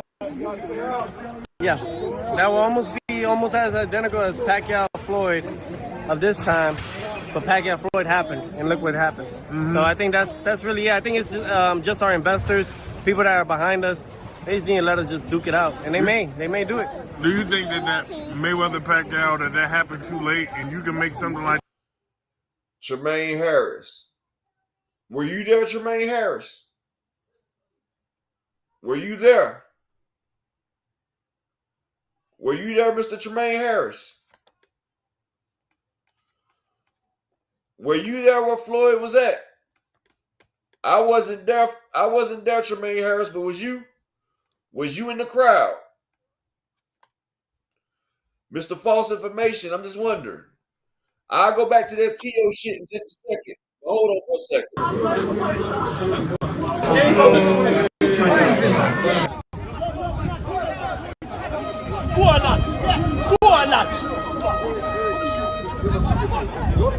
Money Mayweather just got punched up, bro. Money Mayweather just got punched up, bro. Money Mayweather just got punched up, bro. Money Mayweather just got punched up, bro. Money Mayweather just got punched up, bro. Money Mayweather just got punched up, bro. Money Mayweather just got punched up, bro. Now, I wasn't there, Tremaine, and you wasn't there, obviously. But the man standing right there just said, Money Mayweather just got punched up, bro. He said Money Mayweather just got punched up, bro.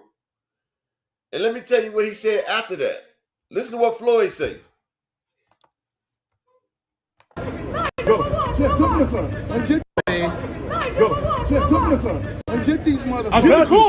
Go, Chip, jump in the front. Unjit these motherfuckers. Go, Chip, jump in the front. Unjit these motherfuckers. Go, Chip, jump in the front. Unjit these motherfuckers. I got you. So if Money Mayweather didn't get punched up, why would the dude say it? If Money Mayweather didn't get punched up, why would Floyd say, I'm going to get these motherfuckers? Tremaine, next time, don't come unless you sent for, bro.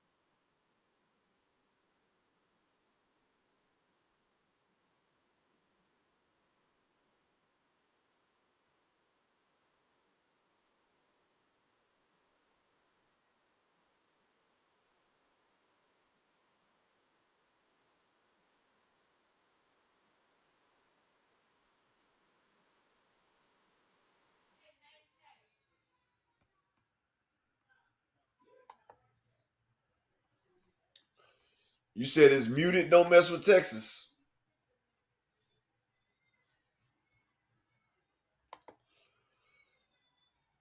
But like I was saying before dude came in, as you see, the people was mad because of what Floyd said. Floyd sat there and no, Floyd was supporting. Is the sound still off?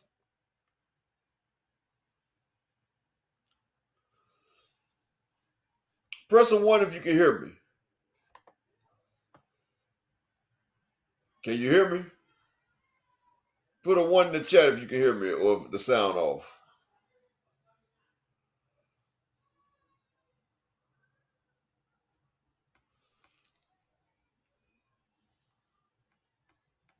Is it still off? Okay, it's back. Okay. But what I was saying, this is what it is, right?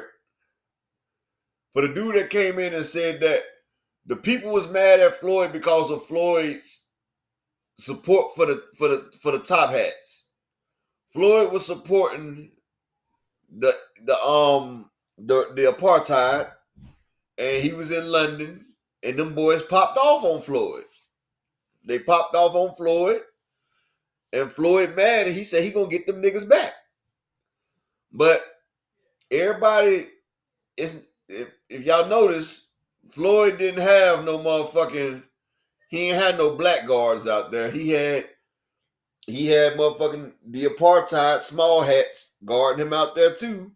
And they showed you like, nigga, we're not about to get hit for you.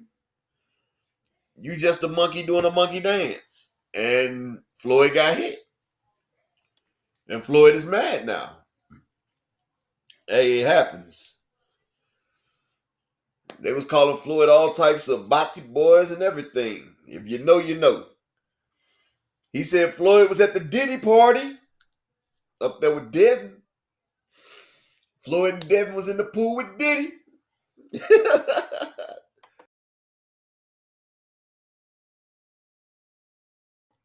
But like I was saying before that, body shots are one of the most crucial punches. Y'all remember Roy Jones when he fought Virgil Hill? Sit that man down with that body shot. Yes.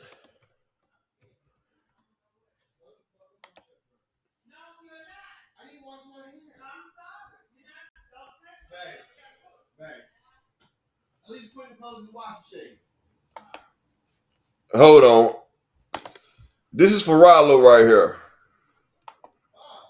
Shout out to the beautiful Miss Joette. How you doing, Queen?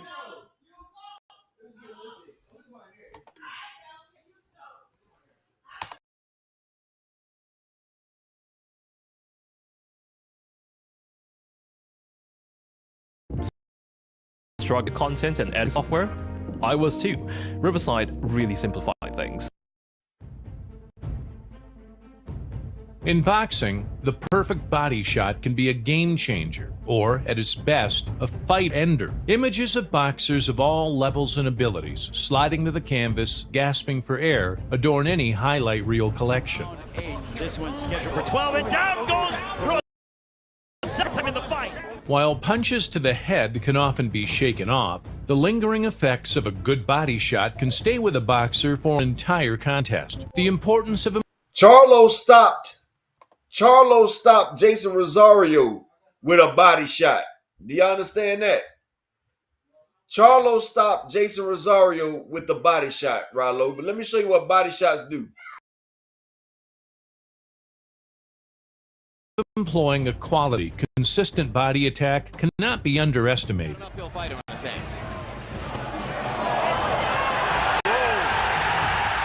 Whether it's a constant spear jab to the solar plexus, a whipping right hand to the liver, or a classic Mexican left hook thrown off the back of a combination, the beautiful brutality of a well-placed body shot cannot be overstated.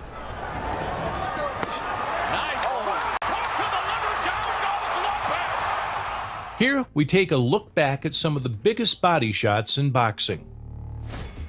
Having given commendable efforts in 2 previous world title attempts, Matthew Macklin seemed better equipped than most to deal with Gennady Golovkin's power shots. A good, clean fight. Let's touch gloves. Boom. Moving his prey around the ring for the first 2 rounds, a Golovkin left hook to the body left Macklin twisting on the canvas in agony. Macklin's not going to pack it in and lay down. Golovkin's going to have to do what he has to do. Like that, to get Macklin out of here. Puts Macklin down. Down twice against Sergio Martinez. May not be able to get up from this. That's it. And that'll be the 14th consecutive knockout for Gennady Golovkin. It comes in the 3rd round. A year after defeating Librado Andrade in controversial fashion, Lushan Bute scored a decisive rematch win. Bute landed a scorching left to the body that Andrade could not recover from.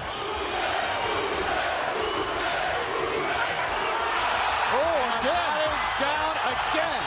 I think he's hurt badly. I mean, was that a body punch or a head punch? He seems hurt. I think it was a body shot. Wow. Lushan Bute wanted to erase the doubts of their first fight, and he did it emphatically tonight. Despite attempting to box more than brawl, Arturo Gatti showed that he could still call upon the killer instinct when required. Gatti tore right through undefeated Romanian Leonard Durin with a single left hook to the body in round 2. Durin never fought again. Good left hook to the body by Gatti. Goes down. What a tremendous shot. Durin may not recover. He's not going to make it. Arturo Gatti has knocked out Leonard Durin with a body shot. A tremendous left hook to the body. We talked about the power difference, and that was just power knocking a man out. 4 months after boxing to a majority draw against Darlis Perez for the WBA lightweight title, Anthony $1 Million Crolla returned to the Manchester arena to emphatically erase that same opponent. Shake hands, best of luck, God bless you both. Colombian Perez was stopped in the 5th after shipping a left hook to the body. Does that affect the judges even subconsciously? He has the home advantage and he has a wonderful body shot. Anthony Crolla. I'm not sure he's going to make it. I think he's going to be knocked out. It is over. Anthony $1 Million Crolla has the dream night, the fairy tale ending.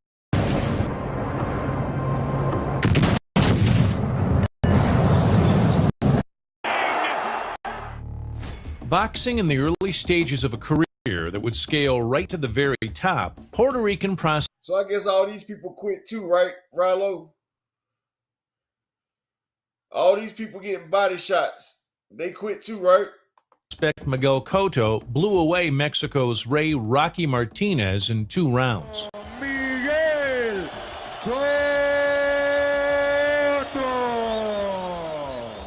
Rocky was never stopped. Cotto's punishing left hook to the ribs proved too much to handle. Second round, he keeps punishing Rocky. Oh, what a beautiful body shot. There's that body shot again. That's it. That's the same body shot that put Perez down. He ain't getting up. Just like Joel Prez in Fresno. There's no reason for Rocky to get up. No reason. Miguel Cotto. Remember when I asked Cotto yesterday? No. Nobody's knocked out this guy. Are you going to be the one to knock him out? He's like, well, if I can, I will. There he is. He is. landed, and he knocked him out. Making an audacious jump up to middleweight to take on Bernard the Executioner Hopkins was an ambitious move for Oscar De La Hoya, who had looked sluggish against Felix Sturm. Clean, protect yourself, and what I say, you must obey. Good luck to both of you. Touch up. Hopkins punished the Golden Boy with a 9th round body shot finisher. Mastered that. Oscar comes with an uppercut, there's a body shot. Oh, he really whacked him with that left hook. If that's on the liver, Oscar, the way he's reacting, may not be. Oh, he's not getting up. It's up to 7 and 8 and 9 and 10. Oscar De La Hoya is knocked out by a left hook to the liver. Bernard Hopkins. How about that thing? Coming off his knockout win over Magic Man Paulie Malignaggi, Amir King Khan defended his WBA lightweight strap against tough Argentine Marcos Maidana. A good fight. Remember, guys, I'm fair, but I'm firm. Touch him up. Good luck. Just 2 minutes into the first round, Amir landed a three-punch combination, sending Maidana to the canvas gasping for air. In the eyes of judges, incidentally, at least 40 Maidana on a tremendous body shot, and he may not get up. Now he's going to get up. He don't want to. What a body shot by Khan. Roy Jones Jr. continued his boxing domination with a stunning 1998 knockout of the year over former unified champion Virgil Hill. I want you to listen to my commands at all times. Protect yourselves at all times. Touch gloves, come out fighting. Good luck to both of y'all. Jones landed a right hand to the body in round 4 that sent Hill crashing to the canvas and still grimacing from the pain several minutes later. So far, it's Jones's power over Hill's jab. Whoa! Right to the body, down. Unheard of. Unheard of. Only the third time Hill's ever been down. He's holding the area on the right side. And Steinwender the fight. First time Virgil Hill's ever been knocked out. Roy Jones did it with a right hand to the... First time Virgil Hill has ever been knocked out. I rank Ryan number 2 on the Four Kings in pride. I rank him number 2 in pride. Tank's number 1, then Ryan. Devin and T.O., they both in the same category because both of them took a hell. Matter of fact, I got Devin above T.O. Devin didn't lose no fucking George Kambosos. So Devin over T.O. Most definitely taking Devin over T.O.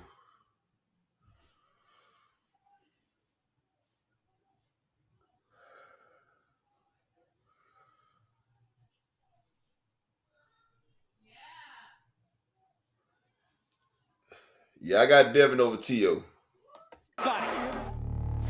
Boxing in the Super Bantamweight final of the World Boxing Super Series, Naoya Inoue was expected to deal efficiently with former star Nonito Donaire. Touch him up and go. Go. Donaire lasted the distance, which was all the more surprising given a crippling liver shot that threatened to end the Filipinos' evening in round 11. The home crowd now really get behind him. It's a lovely left to the body. Lovely shot. I don't know what the ref's doing. Oh, he's counting now. That was a lovely left to the body, Chris. Well, he's down for only the third time in his career. It was respectful from Inoue, who let him walk away. It was a fight so brutal that the term Gotti War, a hot and steamy king of dips, it enhanced flavor of everything. Roast beef, onions, cheese. I would dip everything. Is now synonymous with a fantastic boxing brawl. In the first of their epic trilogy, Arturo Gatti hit the deck in round 9 from a classic Mickey Ward left hook. With as strong a fighter as Ward before. Body shot again. That's the body shot. It's the left hook to the body. Ward's money punch, and this knockdown counts. And he is hurt. This is it. He's not going to recover. It's not like a head punch. He may not be able to recover. I don't think so. Clashing for a large portion of the silverware at middleweight, Gennady Golovkin and David Lemieux was a true battle of power punches. Tap it up. Here we go. Spending most of the time on the end of a ramrod jab, Canada's Lemieux was floored in the 5th by a left hook to the body. Or another. And your feet will always be solid underneath. Oh, that body shot hurt, Joe. Down goes Lemieux. And Golovkin hit him once while he was down. First knockdown of the fight. And Lemieux is lucky that there are only a few seconds left in the round. That was only the second time in Lemieux's entire career that he's been knocked down. Headlining Texas Stadium in a bid to claim another title at super welterweight, Saul Canelo Alvarez challenged WBO king Liam Smith. I give you introduction in the dressing room. They're having a clean match, okay? Good luck, God bless you. Smith had never faced anyone of Canelo's ability, lying on his back, grimacing after a chopping left hook did the damage. Oh, and there it is! A third time! Will it be a charm? Oh. It's over. Canelo Alvarez, the WBO junior middleweight champion of the world. What a shot to the body. It was like a cannon. Boom, downstairs. Viewed by some as a shallow star, enhanced and fueled by social media, Ryan Garcia's win over Luke Campbell was one step on the road to winning over boxing's more seasoned observers. Fight hard, fight clean, good luck to both of you. The finishing body shot was emphatic, and Garcia's left hook is proving to be an extremely useful weapon. So saying to Ryan Garcia, you're young. Body shot, and he goes down, and now Campbell. Watch how fast Ryan throws that left.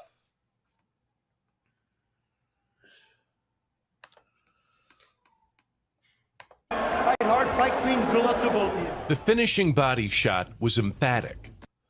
Watch how he whips it.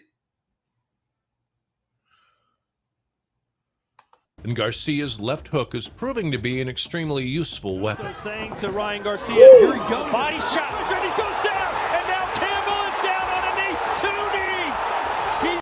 Could he not get up? Could he not get up? He's asking questions. He's asking, do I want to get up? Can I get up?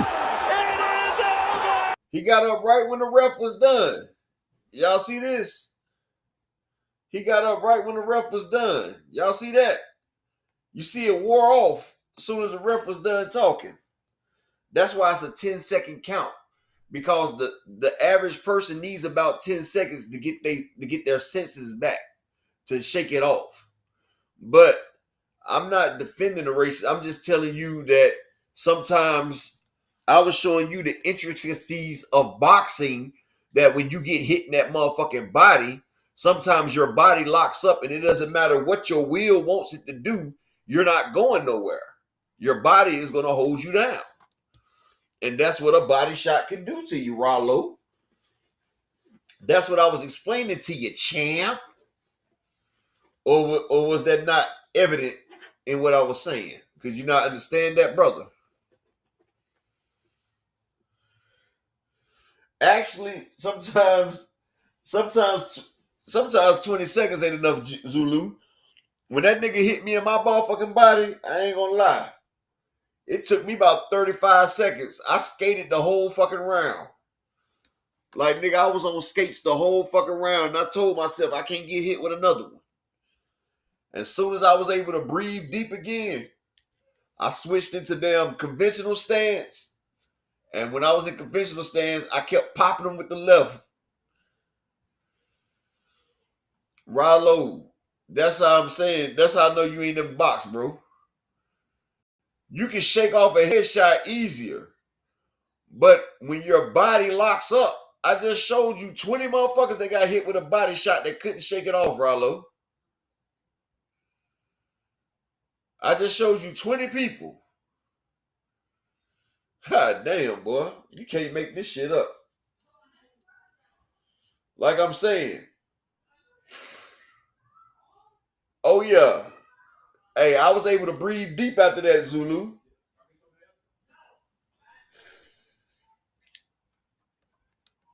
Hey,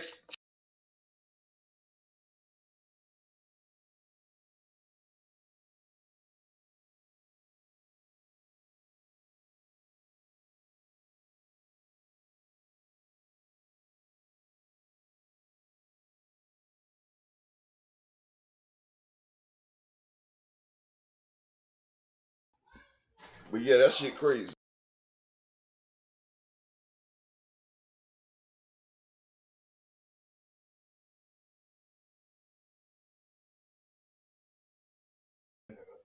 So yeah, when them body shots come, like Rollo, I've seen a motherfucker get hit in the body and shit himself. Shit himself. Yeah, and you know something? I think he'll unify Rollo. I think if Keyshawn wins that belt, I feel like Tank can unify against him. He wanted to unify against Loma. Hell, he wanted to fight Devin, but Devin wanted Regis. He wanted to fight Shakur, but Shakur went over there to Eddie. So it ain't like Tank ain't try to motherfucking unify. Like, this nigga just went through 6 niggas that he tried to fight. Y'all acting like Tank ain't tried to fight somebody. He wanted to fight Lomachenko, Shakur Stevenson. He wanted to fight motherfucking El Rayo, De Los Santos. Lamont Roach was number 6 on his list. They even asked for Devin, but Devin told Steve Espinosa, nah, man, we gonna go fight Regis. So let's not act like the man ain't try to motherfucking... Ever since he whooped on Frank Martin, niggas ain't been wanting to get in the ring with him. That's all that shit was. Everybody seen themselves in Frank Martin, and they said, yeah, this is the way we a box tank. And then they seen what happened.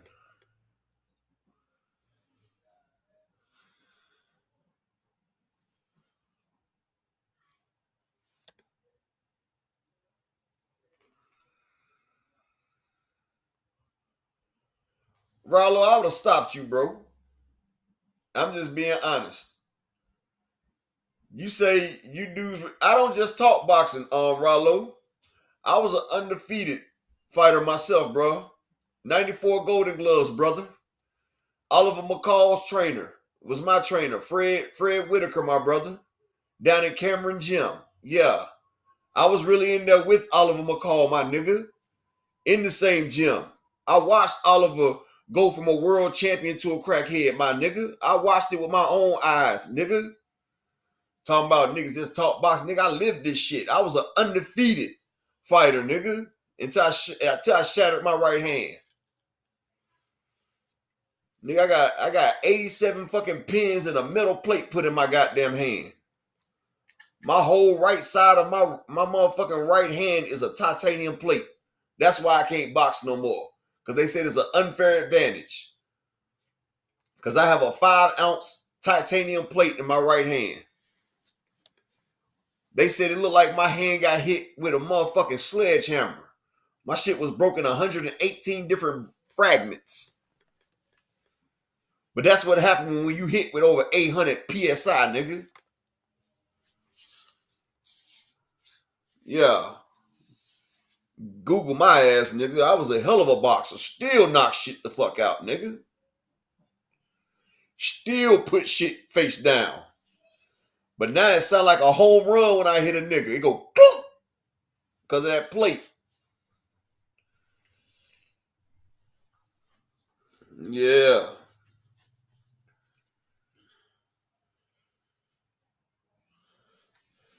My overall record was 63-0. But in tournaments, I was 24-0 in tournaments. I was 24-0 in tournaments. We in different weight classes now, Rollo, but I used to, well, you said 126. I ain't fought in 126 since I was 8 years old. I was fighting welterweight. I fought welter. And junior welter. I fought junior welter. I got golden gloves in junior welter. That was in junior welterweight. But hell, I was 10 years old fighting in the 12 and up.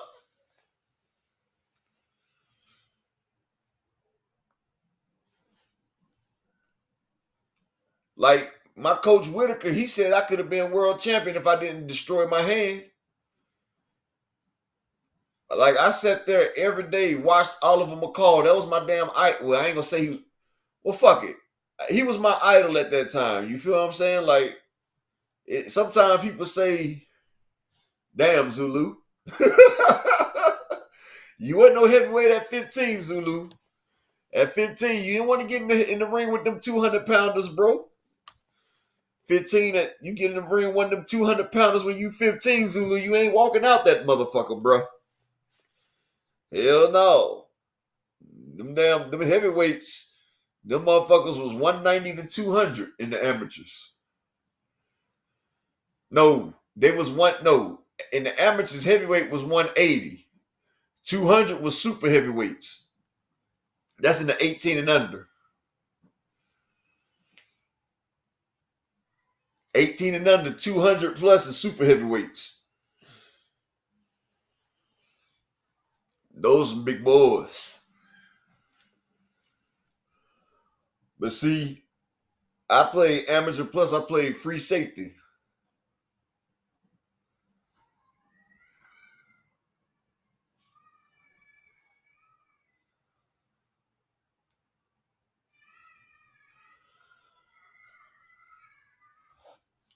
Hey, Zulu, they put you by weight and age, though, Zulu. Like, because they got the 12 and unders. Yeah, that's what I said, Rollo. They got weight and age, Zulu. It ain't just by weight. Because if it wasn't by age, you'll have a goddamn 18-year-old that come in that motherfucker weighing like 120, beating the shit out them little kids, bro. Hell no. It's older and lighter. Like, you got a weight class for certain age groups. Then they have an older and lighter. Like, you could be 1 year older, but you have to be like 10 pounds lighter. That's how they do it.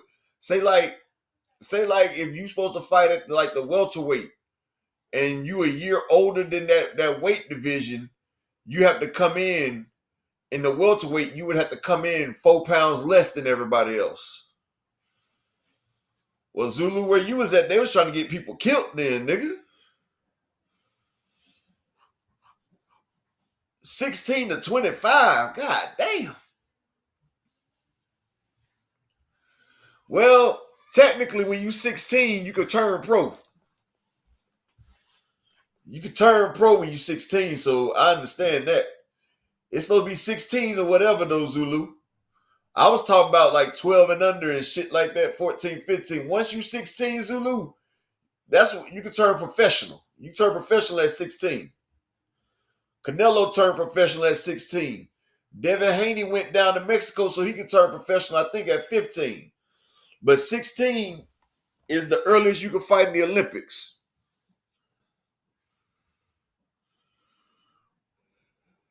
Oh, nah, Rollo. 16 years old, you could be a professional. Well, Miss Joette, you can fight into the amateurs until you turn 26. At 26, you have to get out the amateurs. But you can turn pro at 16. Well, Miss Joette, you can turn pro at 16 years old. But a lot of people don't turn pro until they get like 18 or 19. But you can stay amateur until you're 26. Nah, I think when you turn 26, Rollo, it's over with. When you turn 26, your amateur career done. You can't compete no more amateur. But yeah, as soon as you turn 16 though, Miss Joette, say like if you got like a young phenom, you could have went pro. See, I didn't go at 16 because my dad told me to wait till I was 18. Because even though I had power at the time, he wanted me to develop my power a little bit more. And plus, my speed. See, I had power and speed for my age. Like, I was knocking out grown-ass men. But he wanted me to wait till I was 18 because he said my speed and my power would be more refined because he was working with me more. And he didn't want me to turn pro until I was 18. Well, that's a different type of amateur. I'm talking about national. I'm talking about national amateurs, bro. Like national ranked amateurs, you can't do that, bro. Like national amateurs is 16 to 25. Now, they probably have an amateur PGA tour. That's different. What do you mean, Miss Joette? Like, you could turn pro at 16. Canelo was 16 when he started fighting grown men in the World Boxing Federation. He was 16. Devin was 16. Some men just turn older. And like people like Loma, you got to realize it takes them a little bit more. Lomachenko would have turned pro at an early age like one of us. They would have beat the shit out of his ass. You feel me? You know, we're more athletically gifted than our Caucasian counterparts. So, you know, some people got to leave the training wheels on a little longer. You feel what I'm saying? Like, sometimes you got to leave the training wheels on a little more. Plus, Miss Joette, over there in Europe, Amateurs boxers in Europe, they get paid. Like, they take care of their boxers over there in Europe, Miss Joette. Like, if you're a boxer and you're over there in Europe, they take care of you. Like, nah, you can turn pro at 16, Miss Joette. Nah, the Olympics, Miss Joette, in the United States, you can't compete in the Olympics unless you're 16. Exactly, Rollo. But over there with the foreigners, they get paid as amateurs and they're treated like national heroes. Like, they take care of their boxers. Their boxers don't want for shit. Like in Cuba, Mexico, like the Ukraine. Oh, Dev was 17. And Miss Joette, he went down to Mexico when he turned pro because the competition was easier in Mexico. So Devin can get a few fights under his belt against some of them barroom brawlers down there. Because everybody knows it's a lot of easy fights down in Mexico. Just like it's some hard ones down there. Hell, Blair Cobbs went down to Mexico to get his first couple fights in. That way you get a chance to fight a grown man. You get to feel the grown man's strength, but they're not as skilled. They're not as skilled yet. And when I was 16, my dad put me in the ring with a dude. I think he was like 23-4. The dude was like 23-4 with 16 knockouts. Right? I ended up beating the nigga, right? But he dropped me like twice. He caught me. He caught me slipping. One time he caught me. I mean, he had a lot of experience. He caught me switching stances.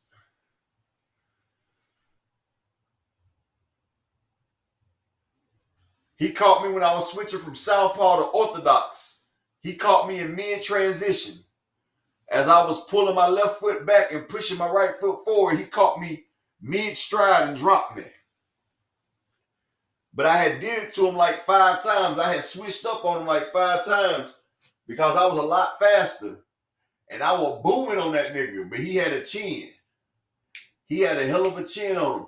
Yeah, I've been fighting since I was 5 years old, though, Rollo. But the dude, he had a chin on him. And like, even though he had lost a few times, he still had 23 wins and 16 knockouts. He was a professional fighter. And we was fighting in 12 ounces, and we didn't have no headgear on. You know, because my dad was thinking about turning me pro. And we was fighting, and I was booming on the nigga. But like I said, I used to hit hard as hell, but you know, I was fighting a grown man that's a professional fighter. You know, he knew how to guard himself and everything. You know, he was about 7 years older than me. And I was booming on a nigga. He caught me in transition. Like, my IQ was good, but I was going against a professional fighter, and he timed me when I was switching from southpaw to orthodox. Because, see, I'm ambidextrous. Both my hands, I can right with both. I can punch with both, everything. And he caught me, like I said, when I was pulling the right leg back and pushing my left leg forward. He caught me in the middle of it, sat me down. I got up. I took the 8 seconds to get up, make sure my head was clear and everything. I boxed him. And, you know, we boxed it out. I think we went like 8 rounds. And my dad was like, we're going to go ahead and wait another year before we turn you pro. And I fought him like 2 more times. I ended up stopping him the 3rd time we fought. And he used to get me a whole bunch of people. Like, I sparred with people that was in middleweight and stuff like that with headgear. I had headgear and shit on when I sparred them. But nah, I wasn't no upper Alvarez, but I had headgear on the shit. And that shit all ruined when I got into the fight with them damn Mexicans out there outside the club. I hit that nigga with a 1-3. I hit that nigga with a straight right. Then I hit him with a left hook, and the nigga was going down. But as I hooked him with the left, I twisted my hips when I threw the left, caught him with the hook. And as I twisted my hips, I rolled forward with my straight.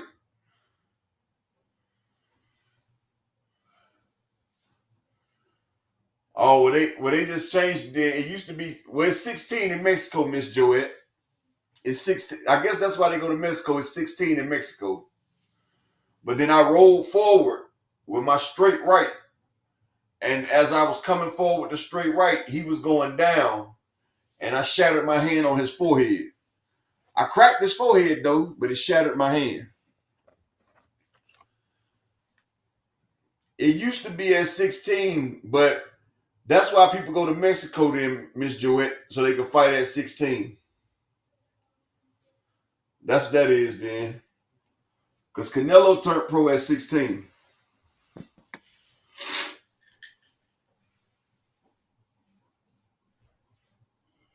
And it used to be 16 for the U.S. Olympics. I don't know when they changed that around. I guess in the 2000s, they changed that shit around. And yeah, Rallo, in my area, it wasn't really a lot. Like I fought people from Virginia, Tennessee, South Carolina. It wasn't really a lot of good ones, man.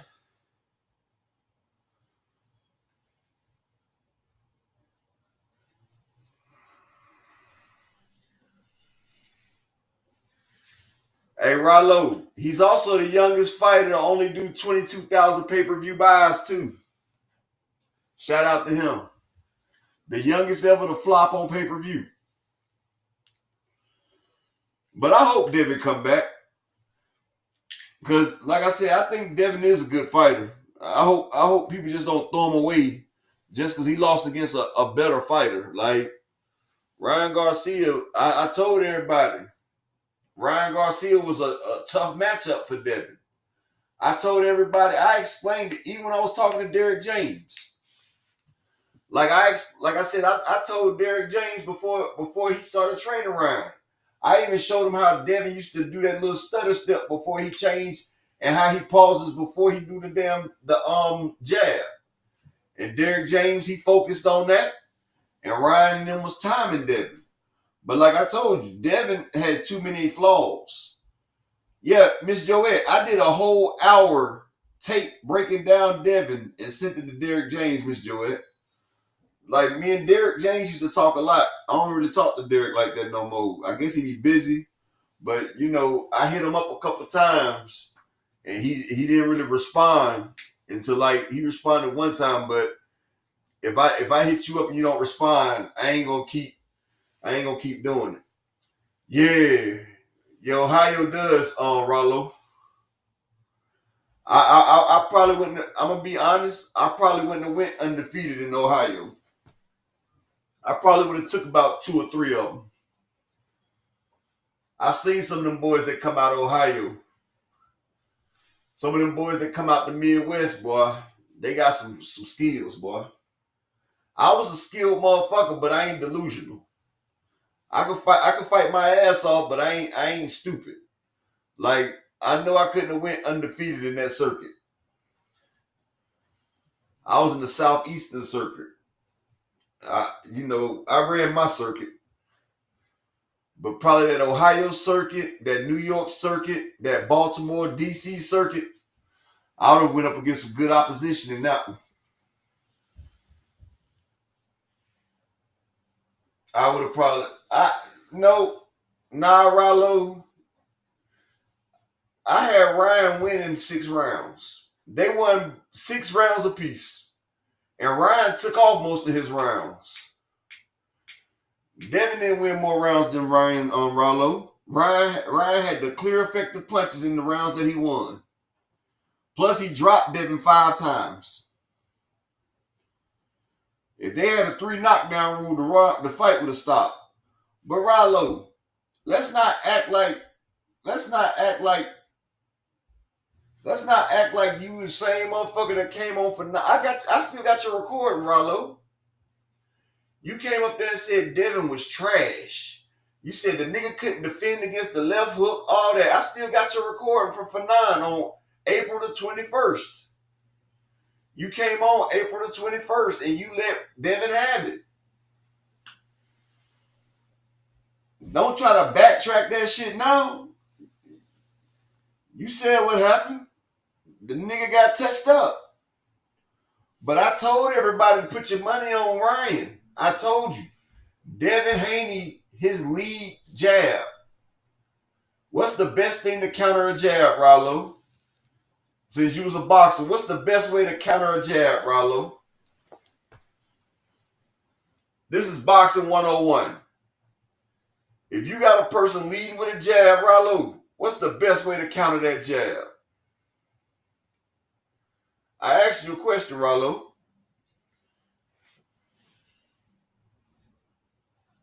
Rollo, what's the best way? Rollo, fuck that. I'm asking you, what's the best way to counter a jab, Rollo? If a man's leading off with a jab and you're in position, what is the best way to counter his jab?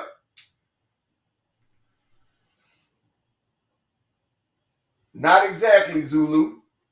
It's a way to counter that jab that's even better than another jab.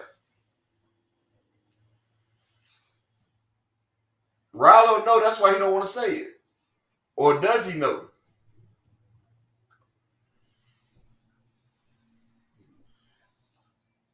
For y'all that don't know, to my man Zulu and to the beautiful Miss Joette, the best way to counter a good jab is to hook over top of it. A hook over top of the jab will crush that jab, especially if you coming with a southpaw against the orthodox fighter. Against the orthodox fighter, if you hook over that jab, you will crush that nigga. And that's what Ryan kept doing, hooking over top of Devin Haney's jab and catching him.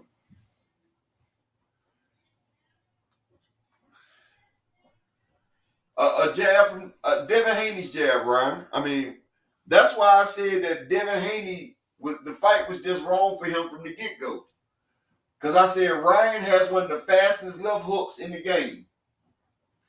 And I said the way Devin Haney sits that jab out there, the way he times that jab, the way he gives a tell about that jab, even Lomachenko was able to time that nigga, dog. That's why he told his dad, he said, Dad, he's figured me out.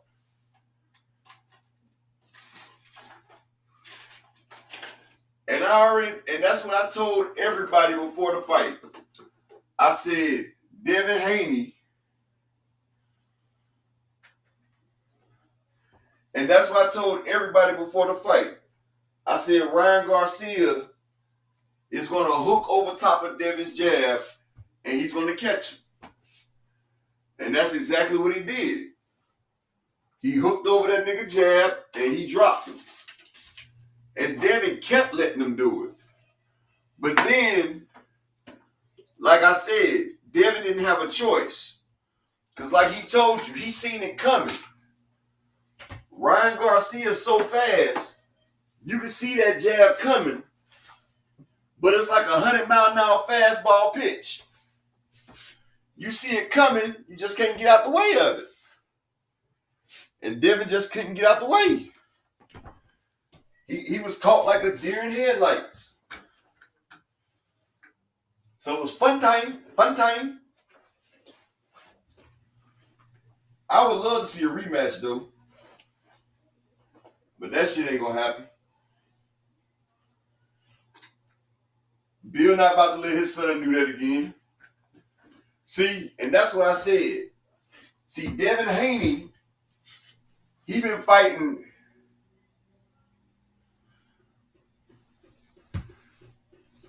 But Ryan and Devin had equal reach though, Rollo.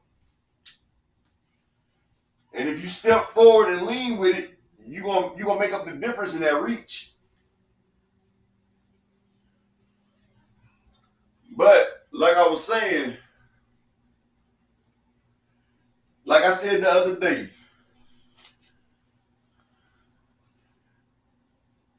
yep, and you absolutely right, Ryan. You absolutely right. That's why I want to see Tank versus Devin, Rollo.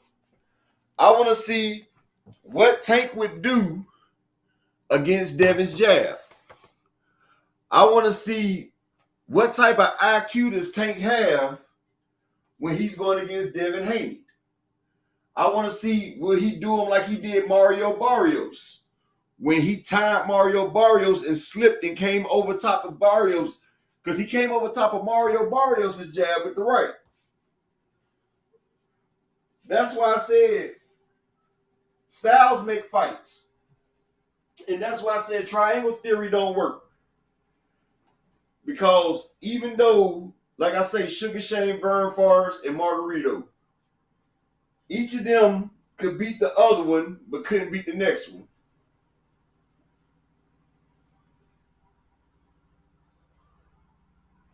You feel what I'm saying? Each of them had a problem. So I would like to see Devin versus Tank. I want to see how would Tank navigate through that damn shit. And I want to see what'll happen if Devin gets hit by Tank. I still think it's a good fight. I would love to see the fight at 140 or whatever weight they can make the fight at. I think that's a good fight for boxing.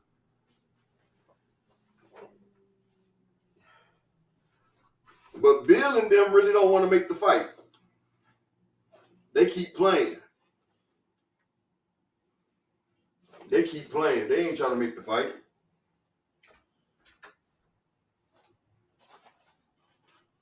They want to make the fight. They can make the fight. Stop playing with it. Motherfuckers ain't got time to keep playing. Either you gonna fight or not.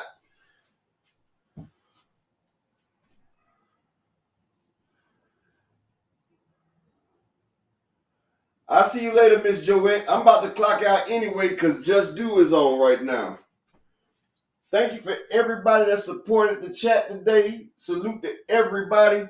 Make sure y'all check out my man Just Do Boxing for your Just Do. Salute to everybody. And catch me in the morning time on my channel. It's pinned up in the top of the chat. I'm going to go live on that in the morning time, and I'm going to still get on them red pill guys that be sitting here faking and bashing our women, but then they turn around and still be simping. Salute to everybody in here. Peace and blessings to all y'all, man. And like I said, if you're not subscribed to my other channel, it's pinned at the top of the chat. Subscribe to it because I'm not going to keep running 2 streams on that channel. Peace and blessings to all y'all, man. And I'm out for the day. That smoke, bitch, I got it for 'em. They want that smoke, bitch, I got it for 'em. They want that smoke, you know I blow it. They call me Sunny Monster for a reason. I'm really dripping, leave a nigga bleeding. I get to squeeze and leave a nigga. They want that smoke, bitch, I got it for 'em. They want that smoke, bitch, I got it for 'em. They want that smoke, you know I blow it. They call me Sunny Monster for a reason. I'm really dripping, leave a nigga bleeding. I get to squeeze and leave a nigga bleeding. Raw Molly got me all up in demon mode. I'm out moving like I done put clean in my nose. Trying to catch me up, I can leave with some hoes. He standing straight up, watch I make him lean with this pole. Would've thought he was closed, how that heat made him fold. Thought it was a game, he won't think no more. His brain's gone, nigga. It be exciting when I get to strike. And guns sound like thunder, hit you like lightning. Fight for your life, we don't do no fighting. We really hit it, nigga. We worse than savage, they calling us Vikings. Police be riding, we still be sliding. Told you we hit us, remember the time. They want that smoke, bitch, I got it for 'em. They want that smoke, bitch, I got it for 'em. They want that smoke, you know I blow it. They call me Sunny Monster for a reason. I'm really dripping, leave a nigga bleeding. I get to squeeze and leave a nigga bleeding. They want that smoke, bitch, I got it for 'em. They want that smoke, bitch, I got it for 'em. They want that smoke, you know I blow it. They call me Sunny Monster for a reason. I'm really dripping, leave a nigga bleeding. I get to squeeze and leave a nigga bleeding. How about I leave them holding like the Bible? AR-15, that's a high-power rifle. A in the army and assassinate rivals. Break that shit down, nigga. AK or anybody, kill him. Hop out, hit the drilling and spill him. Stay on .62, gon' split him. FN, that's for any fuck, nigga. You a plug, then I'm pulling up, nigga. You my lunch, eat these bullets for dinner. 5 cell, eat him up, eat him up. SK, smoke killer for show. Drum rounds and cripple ops, Draco. I got them all, you don't want no. Smoke.